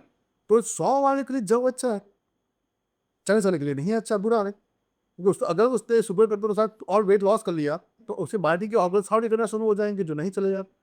सो सब चीज़ अच्छी बुरी है। मैं खुद की बात करूँ तो बाई काट एंड ब्राह्मीण, और मेरे घर पे आदमी अंडा भी नहीं खाते। जब मैंने किताब एरिक की स्टडी करी थी तब वो इतना चूजी था जो आज मुझे कहने में थोड़ा बुरा लग रहा है, लेकिन उस तरह मैंने कुछ चैप्टर्स छोड़ दिए थे। जब पास आउट होने के बाद, वैद बनने के बाद जब प्रैक्टिस स्टार्ट करी, तब जो कुछ चैप्टर पढ़े तब मालूम पड़ा कि आयुर्वेद के ऋषि मुनि किसी भी चीज़ के लिए चूजी नहीं है। अब मैं खुद की बात करूं तो एज अ वैद मेरी लाइफ अलग पार्ट है और एज अ वैद मुझे एडवाइस करना है पेशेंट को, वो अलग पार्ट है। तो नॉनवेज बॉडी में शरीर में जाके जो इफेक्ट देगा, अगर वो इफेक्ट पेशेंट के लिए फायदेमंद है तो आयुर्वेद के ऋषि मुनि कहते हैं कि देना ही चाहिए। आज तक की मेरी 22 साल के कैरियर में मैंने 4 ब्राह्मणी पेशेंट को नॉनवेज खाने के लिए कंपलसरी बोला हुआ है, तो नहीं खाते थे। और बहुत सारे मामडन है या फिर गांची है या फिर जो ऐसे रहे जो हंसू छुड़वा दिया, तो उसकी इफेक्ट अच्छी बुरी है, चीज़ें अच्छी बुरी नहीं होती। इसलिए मेरे पास जो बच्चे सीखने आते हैं आयुर्वेद का, मैं सबको एक चीज़ कॉमन कहता हूँ कि अगर एज अ वैद आपके दिमाग में कोई चीज़ अच्छा बुरा है ऐसा घुस गया तो आप अच्छे बन रही। मेरे बहुत ही आदरणीय और बहुत ही मेरे गुरु कह सकते हैं, ऐसे मैडम हैं, उनके दिमाग ये चीज़ फिट हो गई है, फिक्स हो गई है कि दूध कभी किसी को बंद नहीं करना। ठीक है, सर पंजाबी के ये भी दूध छुड़वा दिया। लेकिन लेकिन लेकिन लेकिन बात तो इस दूध का शरीर में जो इफेक्ट आएगा मैडम, और वो जो यहाँ पे है उसका क्या भी करने? वो 2 दिन में सुधर जाएगा। तो उसके चलते दूध कभी बंद नहीं करना है। इस मैडम के एक बीच या फिर उनका एक स्ट्रॉन्ग बिलीफ के चलते उनकी पूरी लाइफ में वो किसी भी पेशेंट की स्किन प्रॉब्लम ठीक नहीं कर सके। ओह अच्छा, डॉक्टर में ही ये अगर ऐसा आ गया तो? हाँ, तो एज अ डॉर्फाइट मेरे दिमाग में है, दैट इज रॉन्ग। मेरे लिए सब चीज़ें अच्छी है। आपका क्वेश्चन ये है कि नॉनवेज खाना चाहिए नहीं खाना चाहिए, आंसर इज अगर पेशेंट के लिए नॉनवेज फायदेमंद है खाना चाहिए, अगर नहीं फायदेमंद है नहीं खाना चाहिए। आयुर्वेद दोनों के लिए अच्छा बुरा नहीं कहता। आयुर्वेद के टेक्स्ट में क्लियर मेंशन है कि किस तरह की मछली क्या इफेक्ट करती है या किस तरह का मांस रस या फिर किस तरह का नॉनवेज क्या इफेक्ट करता है। पॉइंट इज शरीर में जाके डाइजेस्ट होके वो अच्छा इफेक्ट होनी चाहिए, बुरी है तो मना ही है। वो आप अपने वही से कंफर्म कर सकते हो। हमारे वैद्य आप बता दो कि दूध कब मिलेगा पीने को? दूध तब मिलेगा जब आप दूध अच्छे से डाइजेस्ट करके उसके अच्छे गुण को प्राप्त कर सको। सर आपने चाय भी नहीं दी है सर, एक बार चाय चाय सबसे बड़ा मेरे पेशेंटों में ये प्रॉब्लम रहती है। मैं सबको यही कहता हूँ कि आप मुझे एक पॉइंट बताओ, चाय से फायदा क्या? बस इतने सालों से आदत है सर की। एग्जैक्टली आपका वर्ड पकड़ता हूँ, आदत है। जो शरीर में इफेक्ट करता है पावरे को या फिर अफीन या फिर अल्कोहल से इफेक्ट करती है चाय। अगर हम केमिकली थोड़ा मेडिकली जाए तो चाय के अंदर 2 चीज़ें आती हैं, एक है कैफीन एक है टैनिन, और कैफीन इक्विवेलेंट टू अफीम है। तो अफीम पी के जो पेशेंट को अच्छी फीलिंग आती है जिससे वो उसका बंधन या फिर उसको आदत लग जाती है, सेम चीज़ टाइप है। द प्रॉब्लम इज आज के ज़माने में बेटा पापा घर पे चाय भी किसी को भी नहीं पीने देते हैं, घर पे आती ही नहीं है सर। अगर घर पे गेस्ट आता है तो क्या करते? हाँ, तो 250 ग्राम चाय हमारे लिए साल भर चलती है। ओ हो और- अरे तुम्हारे घर में। और दूसरा जैसे अभी आपने बोला कि गेस्ट को एंटरटेन करने के लिए दूध हो सकता है, शरबत हो सकता है, अरे खाना खा के ही जाएंगे वो। हाँ हाँ, जैसा अभी आपने क्वेश्चन किया वही बोल रहा हूँ कि जो मेरे घर पे आते हैं गेस्ट, वो मेरे घर से कुछ भी करके जाए, वो अच्छी तरह से लेके जाए, अभिवादन क्यों जाए। बस ये बोल रहा है तो लोग समझ जाते हैं, दैट इज ओके राइट। तो चाय के लिए आंसर वापस वही बोल रहा हूँ, चाय के लिए पॉइंट सिर्फ इतना है कि वो शरीर को बिगाड़ती ही है। मैं थोड़ा इसको वापस एड करना चाहता हूँ। उसी में उन्होंने बोला हुआ है 3 तरह के चीज़ें दुनिया में होती है। एक चीज़ ऐसी जो अच्छी ही अच्छी है, ठीक है, दूसरी ऐसी जो कंडीशनली अच्छी बुरी है, और तीसरी ऐसी जो बुरी ही बुरी है। ठीक है, जो अच्छी है वो आप आंख बंद करके खाओ, दिक्कत नहीं है। उसमें फॉर एग्जांपल है गेहूँ, उसमें एग्जांपल है जौ। जौ गेहूँ आप खा सकते हो, उसमें एग्जांपल है गाय का घी। ठीक है, स्पेसिफिक गाय का, तो गाय का घी आपको ना पतला करेगा मोटा करेगा। पैसा घी आपके हाथ में मोटा भी करेगा, दैट इज ओके। बकरी वाला घी पतला करेगा। सर मैं इस पे पूछना चाहती हूँ, आप बोल रहे हैं गेहूँ खा सकते हैं। सॉरी, गेहूँ कंडीशनली। आज गेहूँ को मतलब जितनी भी फैंसी डाइट्स हैं दे से it is a high carbs का रीज़न है वो। क्योंकि आज लोगों के लाइफ में टेस्ट ज़्यादा बढ़ गया, फिजिकल एक्टिविटी कम हो गई। ठीक है, मुंह नॉर्मली आप खा सकते हो जो अच्छे अच्छे में आता है। तो ये सब ऐसी चीज़ें हैं। अब गेहूं को भी अगर आपने पीस के उसका मैदा बना दिया तो वो तो कचरा हो गया, क्योंकि मैदा जब बनता है तो हम सबको प्रोसेस मालूम है कि सब सब निकल गया, नहीं तो कचरा बच गया वो मैदा है। तो आपने सब अच्छी चीज़ें फिर निकाल दी उसको से। तो गेहूं हेल्दी लोगों के लिए दैट इज गुड। वैसे पंजाब का तो गेहूं खाते ही है, थोड़ा डाइजेस्ट में है रही है। मुझे एक चीज़ बताइए सर, ये चावल खाने क्या डायबिटिक के लिए चावल, बिकॉज मैं ना आपसे वही क्वेश्चंस पूछूंगी। आपने ना परसों से बड़ा इंट्रिग करा हुआ है, सर्टन चीज़ें मैं बड़ी उत्तेजित हूँ दोस्तों जानने के लिए। My mother has a diabetic since 2018 से and she is 75 years old. आपने उनकी शुगर रिवर्सल की है क्योंकि वो अभी 500 mg का ही शायद ग्लाइकोमेट खा रहे हैं, सुबह के टाइप पे होंगी। आपने पहले वीक में उनको मूंग की दाल एंड विथ जौ की रोटी दी है। वाई जौ, नंबर 1। सेकंड चीज़ आपने बोला है 1 साल विंटेज राइस खाने हैं, वो खाने के लिए बोला है, वो फ्यू, ये दोनों चीज़ों के बारे में पहले आप बताएं। डायबिटीज के बारे में पहले एक प्रोसेस को बोलूँ तो आयुर्वेद के ऋषियों ने उसको होने का रीजन बताया हुआ।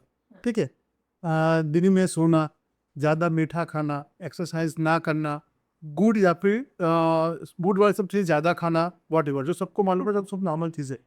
द पॉइंट इज, इससे शरीर में जो चेंजेस होते हैं, वो चेंजेस हमारे शरीर में जो डायबिटीज की बीमारी पैदा करते हैं, उसके आयुर्वेद में 20 रीजन बताए हुए हैं। ठीक है, जिसमें से 10 कफ के हैं, 6 पित्त के हैं और 4 वायु के हैं। ठीक है, अगर जब पित्त का रीजन इफेक्ट होता है तो उस टाइम पे राइस पेशेंट को बेनिफिशियल है, क्योंकि राइस खाने से पित्त की प्रॉब्लम कम होगी और उसका इश्यू कम होगा, तो उसका शुगर भी अपने आप ठीक होगा और उसको हेल्थ भी मिलेगी। ठीक है, अगर वो इश्यू कफ वाला है फॉर एग्जाम्पल, तो उसमें राइस से तकलीफ बढ़ेगी। तो आइडियली वो आपके वैदिक चेक करके आपको बता सकते हैं कि इसमें से कौन सा रीजन है।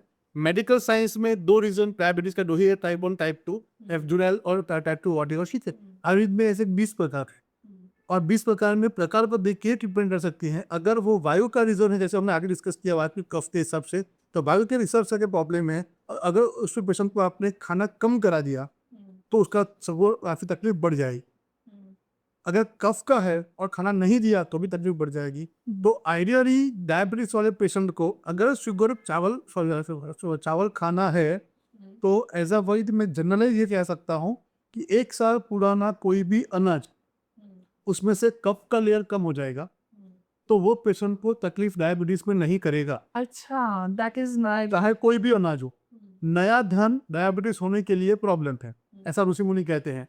मतलब कोई भी गेहूं, चावल, मक्का, कुछ भी अगर वो नया दान है तो डायबिटीज के पेशेंट को उससे परहेज रखना चाहिए।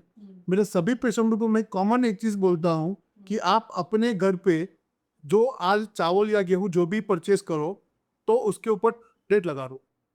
1 साल पुराना आप खाओ तो आपकी तकलीफ ऐसे ही कम होनी शुरू हो जाएगी। 2 साल अगर पुराना आप खाना स्टार्ट करते हो तो फिर वो कचरा है, वो आपको इसकी बेनिफिट नहीं करेगा। जनरली ऐसे बोला था, जितने पुराने चावल मतलब जितने पुराने चावल उतने अच्छे। हाँ, 1 से 2 साल के बीच में आपको उसको कंज्यूम करना है, तो डेट लिखा हुआ होगा तो आप उसको इजीली याद रख पाओगे, तो आपके लिए फायदेमंद वाली बात है।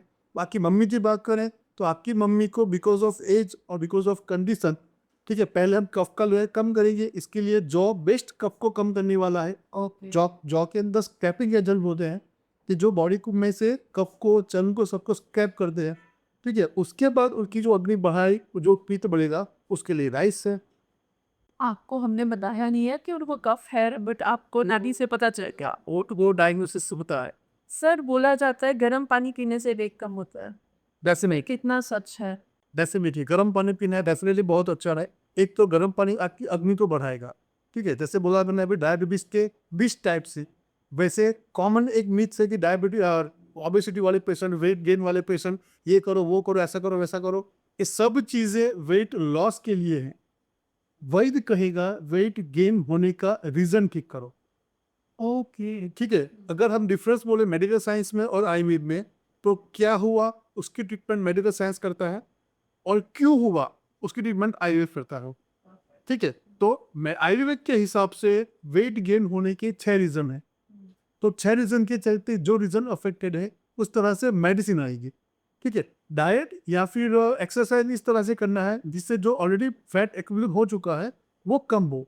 गर्म पानी अग्नि को बढ़ाने का काम करेगी, तो डेफिनेटली उसकी अग्नि बढ़ेगी, तो उसका खाना प्रॉपर डाइजेशन होना शुरू हो जाएगा, तो उससे जब उसका वेट डेफिनेटली कम होगा। एक चीज़ मैं सबको बार बार कहना चाहता हूँ, जो अभी बात में भी ऐसे बता रहा हूँ, कुछ लोग गर्म पानी में नींबू और शहद डाल के लेते हैं वेट लॉस के लिए या फिर किसी भी वजह से, ठीक है। आयुर्वेद क्लियरली कहता है कि शहद किसी भी गर्म चीज़ के साथ नहीं लेना चाहिए, वो जहर बनता है, वो क्लियर वर्ड लिखा हुआ है जहर बनता है, ठीक है। आयुर्वेद के ऋषि वानपट वहां तक कहते हैं कि अगर आपने एक्सरसाइज करी है और उसके एक्सरसाइज के चलते आपका शरीर एकदम गर्म है, अंदर से हीट वाला है, गर्म है, उस टाइम पे भी आपने शहद ले लिया तो भी वो प्रॉब्लम करेगा। तो अगर शहद लेना है तो नॉर्मल पानी से लो या फिर ऐसे ही उसको चाट लो। हाँ, नींबू गर्म पानी के साथ दैट इज अलाउ, वो इशू नहीं है, वो कर सकते। गरम चाय और दही पराठे के साथ, क्या ये सही कॉम्बिनेशन में? बिल्कुल नहीं, क्योंकि चाय हमारे शरीर में हमारी अग्नि को कम करने का काम करेगी। एक ही सेंटेंस में आप समझ लो, गुनगुना अब आपके आपने चूल्हा जला दिया, अब चूल्हे के अंदर जलते हुए अंगार है, ठीक है। तो जलते हुए अंगार में अग्नि है, आपको अग्नि को बढ़ाना है, उसके लिए आप उसमें उस पर उबलता हुआ पानी डाल रहे हो, और आप सामने आंसर दे रहे हो कि उबलता हुआ पानी में भी आदि तो है, तभी तो उबल रहा है, लेकिन वो फिर भी वो अग्नि को कम कर देगा। जस्ट लाइक गरम गरम चाय हमारे डाइजेशन को कम कर देगी। दैट इज वाई जो लोग ज्यादा चाय पीते हैं उनको भूख कम लगती है। एग्जैक्टली, और जब भूख कम लगती है तो उसके चलते जो लाइफ के सभी प्रॉब्लम्स है कुछ ना कुछ उसको हो सकते हैं। लाइफस्टाइल को सही करने के बेसिक 5 नुस्खे आपके हिसाब से? फर्स्ट वन, अगर आप ज़्यादा एक्सरसाइज नहीं करते हो या फिर आप रूटीन लाइफ जीते हो, तो दिन में 2 बार का खाना दैट इज आइडियल। सर्दियों के महीने में आप एक्सरसाइज के साथ में ब्रेकफास्ट कर सकते हैं। दूसरा, रात को 10 से 2 के बीच में सोना, दैट इज वेरी आइडियल, ठीक है। जितना लेट तक जगोगे उतना आपकी हेल्थ इफेक्ट होगी, ठीक है। तीसरा, खाने के अंदर घी कंपल्सरी यूज करना है, वो गाय का घी होना चाहिए आइडियली। अगर आपको वेट गेन करना है तो भैंस का करो, अगर वेट लॉस करना है तो आप बकरी का करो, दैट इज ओके। गाय का घी दैट इज आइडियल, ठीक है, वो आप ले सकते हो। तो घी कंपल्सरी लेना है। चौथा, खाना खाने के टाइम पे कभी भी अपने दिमाग को भोजन के अलावा कहीं पे भी भटकने मत दो। आयुर्वेद में कहा हुआ है एकाग्रचित्त भोजन, मतलब भोजन करने के टाइम पे आपका ध्यान भोजन में ही होना चाहिए। अगर वो टीवी में है, मोबाइल में है, या फिर किताब पढ़ने में है, या फिर घूमते भी आप खाना खा रहे हो, तो वो खाना आपका ठीक से हजम नहीं होगा, तो डायबिटीज, हाइपरटेंशन, पीसीओडी, थायराइड कुछ भी करेगा। तो खाने के टाइम पे एक आप बैठ के खाना खाओ। एक ना आजकल ऐसी यूट्यूब रिकमेंडेशंस पे एक वीडियो दिखा दिया 32 बार चबाना। अब वो व्यक्ति उस पे वीडियोस बना रहा है बहुत सारे लोगों को, 32 बार आप अगर रोटी को च्यू करते हो और उससे ही लोगों का वेट लॉस हो रहा है, ये ऐसे कैसे? दैट इज वेरी एंड वो 32 बार नॉट एग्जैक्टली, बस ज़्यादा 32 बार वो बोलता है कि च्यू करना एग्जैक्टली लाइक जाता है, वो जो खाता है वो उतना ही लोगों से सिर्फ खुशी से वेट लॉस कर होता, वो गलत नहीं है। हम जितना खाना चू करेंगे उतना खाने में हमारे गम्स के अंदर ही जो लार्वा है वो मिक्सअप होगा, ठीक है। जो लार्वा फैट लॉस करने का काम भी करेगा, ठीक है। तो खाना प्रॉपर डाइजेस्ट होगा, वेट लॉस भी होगा, और वो खाना डाइजेस्ट होने से बाद में हमें हेल्थ भी मिलेगी। तो ज़्यादा चुप होना डेफिनेटली बहुत अच्छा है। मेरे एक पेशेंट को मैंने यही एडवाइस दी थी ऐसे ही, कि बट एक्जैक्टली 32 टाइम गिन के, तो गिनने इससे भी आपकी ब्रेन उस पर काम करेगी जो आइडियल नहीं होनी चाहिए, लेकिन जितना ज़्यादा चू कर पाओ ज़्यादा चू करो। तो उसको प्रॉब्लम थी इंडाइजेशन की, गैस होती थी बार बार। उसने बोला कि सर आपके बोलने के बाद मैंने बड़ा पाँव खाया, और पाँव तो मैं कब खा ही नहीं पा रहा था, लेकिन बड़ा पाँव खाने के बाद भी कुछ कुछ नहीं हुआ। मैं मैक्सिमम चू किया, तो आइडियली मैक्सिमम चू करना इज डेफिनेटली हेल्प। आज ट्राई करेंगे, इसको वड़ा पाव खिलाएंगे और इसको 32 बार चुबवाएंगे। बोल रहा है कि मेरे को एसिडिटी प्रॉब्लम होती है को। And how much ghee is important. बोला जाता है घी खाते हैं तो मोटे हो जाते हैं। अगर आप दूसरी डाइट्स करोगे, कोई डाइट में आपको घी पनीर खिलाते हैं जैसे मैंने करा, किसी में बोलते हैं घी, आयुर्वेदा में घी खाना चाहिए। तो ये जो मिथ हैं, ये सब कंफ्यूजन है, इनको कैसे बाहर निकालें? पहले हम घी को ही समझ लें। मेडिकल के मैक्सिमम डॉक्टर्स घी खाने को मना करते हैं, क्योंकि उनकी किताब में क्लियर मेंशन है, जो गलत भी नहीं है। क्योंकि अगर वेस्टर्न कंट्रीज में आप जाके एक्सप्लोर करोगे तो मालूम पड़ेगा कि वहाँ पे मॉल्स में 25 टाइप के घी मिलते हैं, जिसमें क्लियरली गाय का घी नहीं है। तो वेस्टर्न कंट्रीज में घी का मतलब क्लियर है वेजिटेबल घी। अच्छा। ठीक है, हमारे देश में घी का मतलब है क्लियरली गाय या फिर भैंस का। ठीक है, अब डिफरेंस ये है कि गाय के घी को हम 37 डिग्री सेल्सियस टेम्परेचर भी, जो व्हाइट का नॉर्मल टेम्परेचर है, उस पर जब हम रखेंगे तो मेल्ट हो जाएगा, वेजिटेबल घी मेल्ट नहीं होगा। तो डॉक्टर्स जो घी के लिए मना करते हैं, फर्स्ट वन वो है डेफिनेटली वेजिटेबल घी के लिए, तो नहीं खाना चाहिए, दैट इज आइडियल। गाय का घी इशू नहीं करता, फर्स्ट वन। जैसे मैंने कहा कि कुछ चीज़ें, 3 टाइप की चीज़ें होती है। एक नित्य अच्छी है, नित्य पथ्य है, आप रोज खा सकते हो, कोई इशू नहीं है, उसमें गाय का घी ही है। तो गाय का घी उसमें डेफिनेटली आप कैसे भी खाओ। आयुर्वेद में कहा हुआ है कि अगर आप दाल राइस खा रहे हो और वो बगैर घी का रहे तो राक्षसी भोजन है। अच्छा। और राक्षस नाम की प्रजाति जो थी, जो कच्चा मांस भी खाती थी, वो कच्चे मांस को हजम करने वाली प्रजाति की जैसा अगर आपका डाइजेशन सिस्टम है तो आप बगैर घी का राइस खाओ। तो घी डालने से फायदा ये होगा कि घी आपकी अग्नि बढ़ा देगा, डाइजेशन में हेल्प करेगा।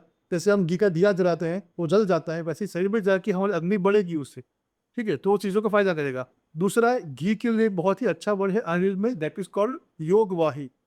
मतलब वो जिस चीज के साथ मिक्स होगा उसके गुणधर्म में बढ़ा देगा, प्लस अपने गुणधर्म भी कंटिन्यू रखेगा। अच्छा। जैसे आपने दाल राइस बना दिया, दाल बहुत टेस्टी बनी, घी डाल के खाया तो टेस्ट और बढ़ जाएगा। और आपने दाल थोड़ी तीखी बन गई, ठीक है, और आपने उसमें घी डाला तो तिखास और बढ़ जाएगी, प्लस घी की स्मेल, घी की टेस्ट, वो सब भी आएगा। तो घी जो बीच से उसको भी बढ़ा देगा, प्लस फिर तब मेंटेन रखेगा। आइडियली घी खाना चाहिए सबको, जिनको प्रॉब्लम घाट की भी है या फिर डायबिटीज है या फिर कुछ भी है, उनके लिए भी गाय का घी डेफिनेटली कोई इशू नहीं है। सिर्फ ध्यान ये रखना है कि वो घर का बना हो या फिर जहाँ से आप परचेस करो वहाँ पे आपको ट्रस्ट हो। तो मिक्सअप वाला है, वेजिटेबल घी वाला है, कोई इतना रोज हमको मत खाते। एंड व्हाट अबाउट ये अभी अचार पापड़ ये सब खाते हैं जो विद खाना, is it good to have sir? Definitely खाने में अचार पापड़ मना भी नहीं है, ठीक है, और हाँ भी नहीं है। क्योंकि अगर अचार पापड़ खाने से हेल्थ आपकी शुगर रहेंगे तो आप खा सकते हो। द पॉइंट ही उससे शरीर में पित्त बढ़ता, जहाँ पे पित्त की मात्रा कम है उनको लेना चाहिए। जहाँ पित्त की मात्रा ज़्यादा है, उन्होंने एसिडिटी टाइप की कपड़े प्रॉब्लम है और कहीं पे बॉडी में जलन हो रही है, यूरिन स्टूल में वार्ड, तो आपको मना करना चाहिए उसमें। क्या राइस और रोटी एक साथ खानी चाहिए? तो सब आगे डिस्कस किया कि हेल्थ पे बहुत सारी चीज़ें इफेक्ट करती है, उसमें से एक मुला हुआ चरक पुरुष में भोजन क्रम, वो है भोजन ग्रहण निजम, एक टॉपिक है, हमें किस तरह खाना खाना चाहिए, उसमें एक है भोजन क्रम, हमें किस क्रम में भोजन करना चाहिए। तो उन्होंने बोला हुआ है मधुर अम्ल लवण कटु तिक्त कषाय, इस क्रम में भोजन करना चाहिए। ठीक है, इतना समझ लो, मानो आप खाना पका रहे हो फॉर एग्जाम्पल, ठीक है, तो आपने पहले मानो आप सब्जी आपको बनानी है, तो सब्जी आपने पहले तड़का बना दिया, तेल दे दिया, उसमें राइस डाल दिया और तड़का बना दिया, उसके बाद सब्जी डालोगे। ठीक है, उल्टा क्यों नहीं करते? आपने पहले सब्जी रख ली, फिर ऊपर से तेल डाल दो, तो नहीं चलेगा, आंसर और तेल कच्चा रह जाएगा। तो जिसको अग्नि की ज्यादा जरूरत है वो शरीर में पहले जाएगा, जिसको अग्नि की कम जरूरत है वो बाद में जाएगा। इसीलिए मधुर रोटी पहले जाएगी, चावल बाद में जाएगा। एग्जैक्टली, रोटी तो हर डाइजेस्ट में। अगर आपके खाने में उसके अलावा नमकीन है तो वो किस लिए पहले जाएगा? अच्छा, अगर मीठा है तो वो उससे पहले जाएगा। तो सबसे पहले मीठा मधुर, फिर नमकीन, फिर रोटी सब्जी, फिर दाल राइस, और लास्ट में खाना है तो कषाय रस वाला, जिसको कहते हैं हम मुखवास। अच्छा, मुखवास लास्ट में ही खाना चाहिए। उपवास के अलावा अगर उपवास नहीं है, आप सिर्फ बटर मिल्क छाछ पीते हो, वो भी लास्ट में ही जाएगा, वो कषाय रस वाला है। अगर आपने छाछ पहले पी ली तो आपका सही बिगड़ेगा। अच्छा, बेसिकली वो आपको बॉडी डाइजेशन में हेल्प करता है शायद सर। डेफिनेट डेफिनेट आज के समय में इतना कह सकता हूँ, जो आपकी क्वेश्चन की बगैर कह रहा हूँ कि लास्ट में डेजर्ट खाना एज पर आयुर्वेद सबसे रॉन्ग है। बहुत मुश्किल है पंजाबी के लिए दूध छोड़ना, घी छोड़ना और मीठा छोड़ना। नहीं, मीठा सांसठ आप पहले खा लो, आप पहले मीठा खाओ, लास्ट में बोल रहा हूँ, डेजर्ट बोल रहा हूँ, डेजर्ट लास्ट के खाने के लास्ट में ही खाना, तो से आपका खाना हो गया फिर आपने मीठा खा। तो अगर आपने वो पहले खा लिया तो आपकी बॉडी के अंदर खाना मतलब क्योंकि खाना तो इतना ही रहेगा ना, तो वो तो। अच्छा हाँ सर, इस पे एक और चीज़ बताइए। अब खाना बहुत स्वाद बना, मैंने परांठे बनाए, परांठे इतने अच्छे लगे, 2 पे पेट भर गया पर तीसरा भी खा रहे हैं। So over eating is a main reason of weight loss, weight gain. Definitely तो उसको कैसे ओवरकम किया जाए, बिकॉज कम बताया जाए अपने दिमाग को कि मेरा पेट दर्द हो चुका है। आइडियली वापस वही तरह पुरुष कहते हैं कि हमारे हमारे पेट को 4 हिस्से में सोच के भोजन करना है, ठीक है। 4 हिस्से में से 2 पार्ट, हाफ हिस्सा ठोस खाना से बढ़ना है, जिससे आपका मीठा नमकीन खाना सब आ गया।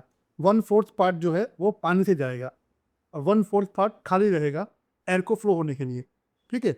पानी वाला जो पार्ट है उसमें आप पानी के अलावा आप उसमें लस्सी या फिर कढ़ी या फिर जो भी लिक्विड खाने में है उसको भी आप उसमें गिनना है, ठीक है।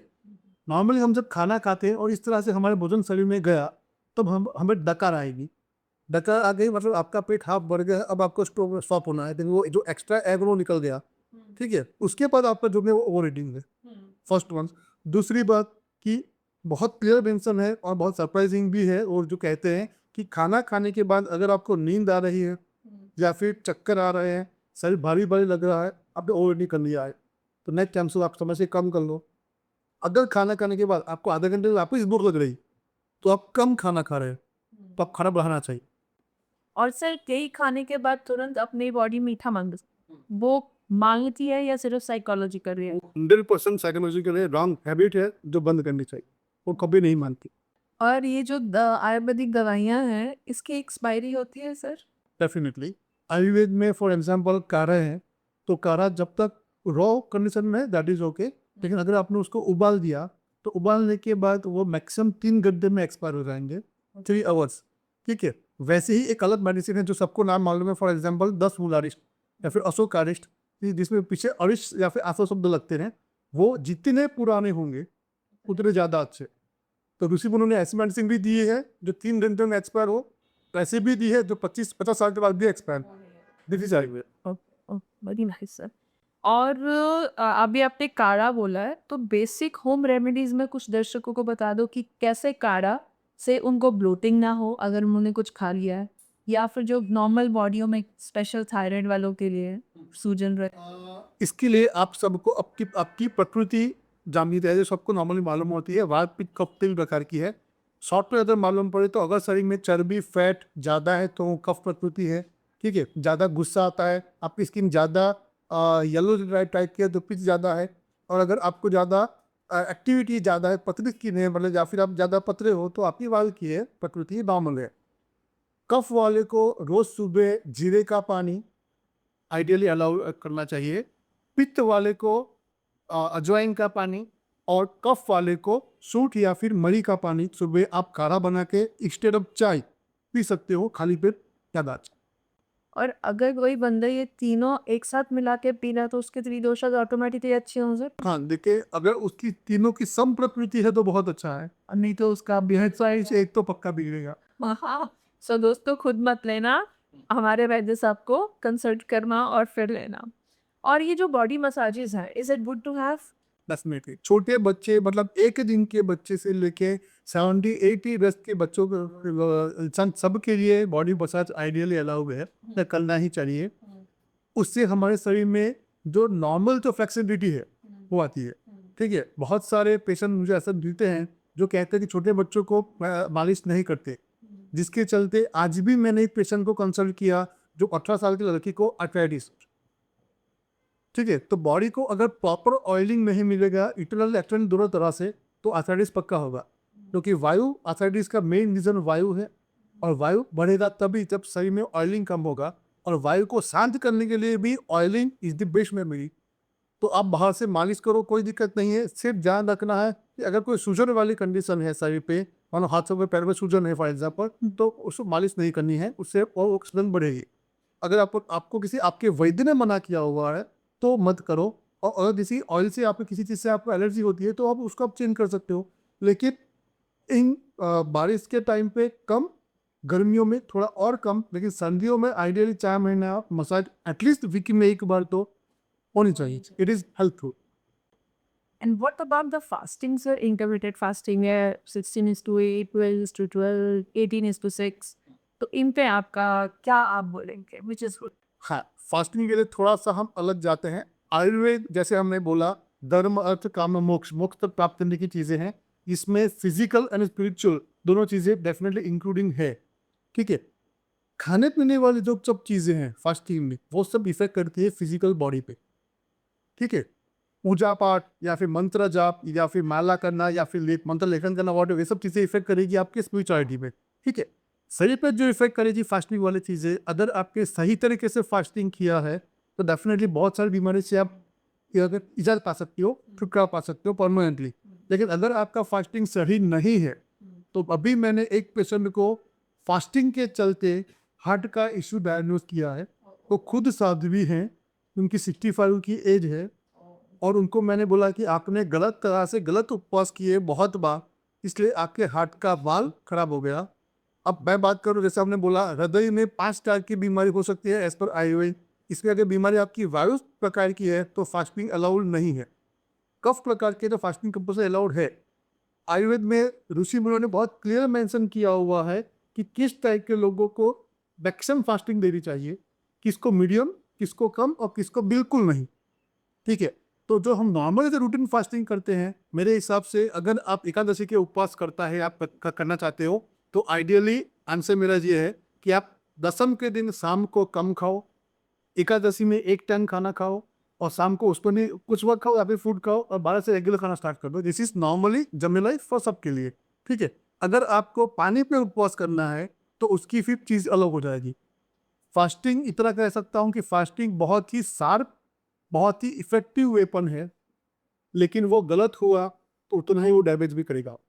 सर मैं ना एक कभी सबके सामने अपना क्योंकि मुझे दुनिया जानती है सर, लास्ट में एक छोटा सा नाम बना पाई हूँ अपने काम से।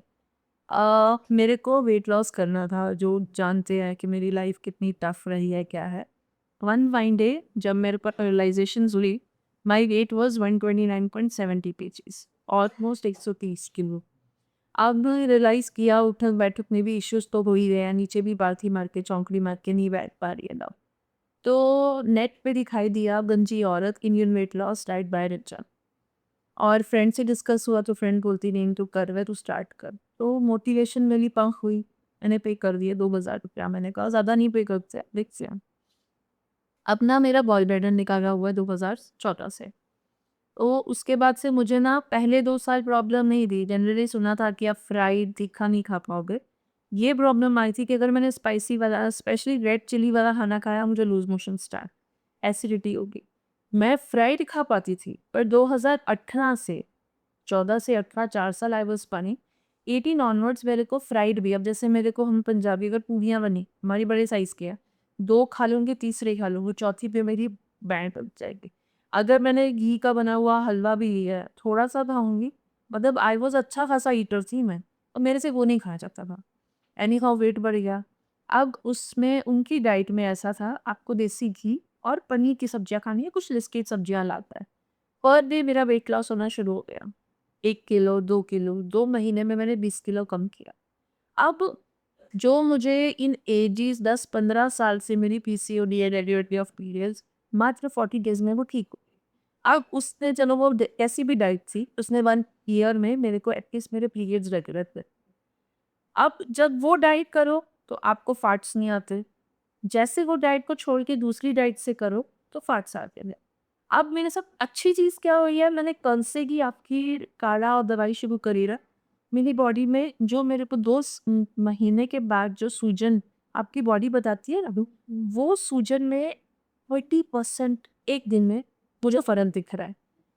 किलो ऑफ वेट उसमें जो पर डे पे 1 केजी 2 केजी जाता ना, अगर मैंने 2 दिन खाना ना खाया होता जैसे आपने बोला, तो भी मेरा 1.5 किलो वेट उतरा है मूँग खा के।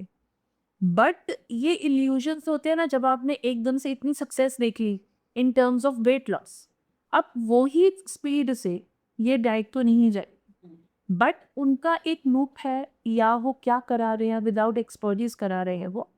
सर वो फास्टिंग कराते हैं 24 27 डेज 14 डेज 7 डेज, जिसमें मात्र आप ब्लैक कॉफ़ी पियोगे।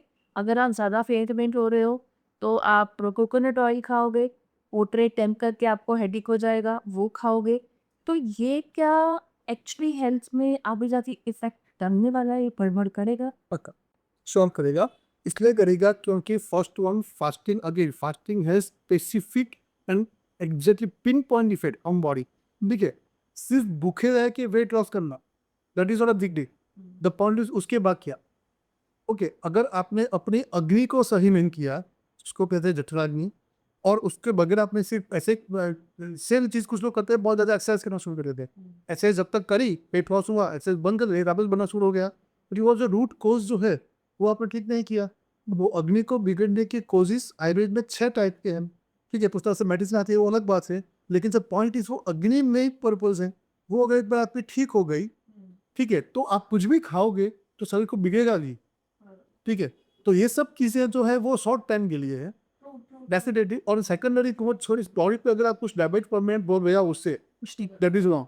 और किसी अगर आपने बोला खैर मुझे इसके बारे में बहुत ज्यादा नहीं मालूम है, लेकिन आपने बोला तो ब्लैक टी पीना है, ब्लैक कॉफी पीना है, अगर वो तो अग्नि को और खराब करता है, तो वो तो अलाउड ही नहीं है। It is killing your hunger और आप भूख रह हो। तो मेरे को ना माइंड सेट हो गया वेट लॉस करना। I was looking for a right way to do.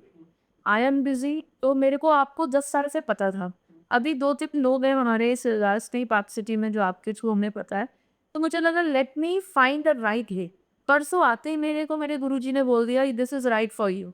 तो मुझे लगा सर को तो फड़ के पॉडकास्ट भी कर ही देना, सर दी नॉलेज सब छुपाई देनी है।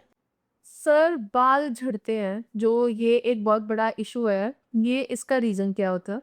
और हम आजकल इंस्टाग्राम इतनी नॉलेज देता है, इतनी नॉलेज देता है, अलसी डाल लो, ये कर लो ठीक हो जाएगा।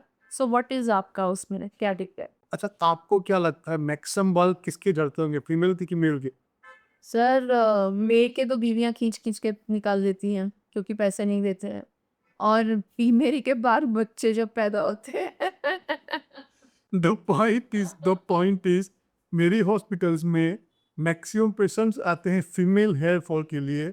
लेकिन आप आराम से याद कर लो, आंखें बंद करके आप भी याद कर लो, अगर आपने 70-80 साल की किसी फीमेल को गंजा देखा हो। आदमी दिखे। हाँ, क्योंकि जिनको गंजापन आता है वो हेयर फॉल की मेडिसिन के लिए नहीं आते, जिनको नहीं आता वो आते हैं। तो वो टेंशन हेयर फॉल का वो सबसे बड़ा रीजन है हेयर फॉल होने का। अच्छा।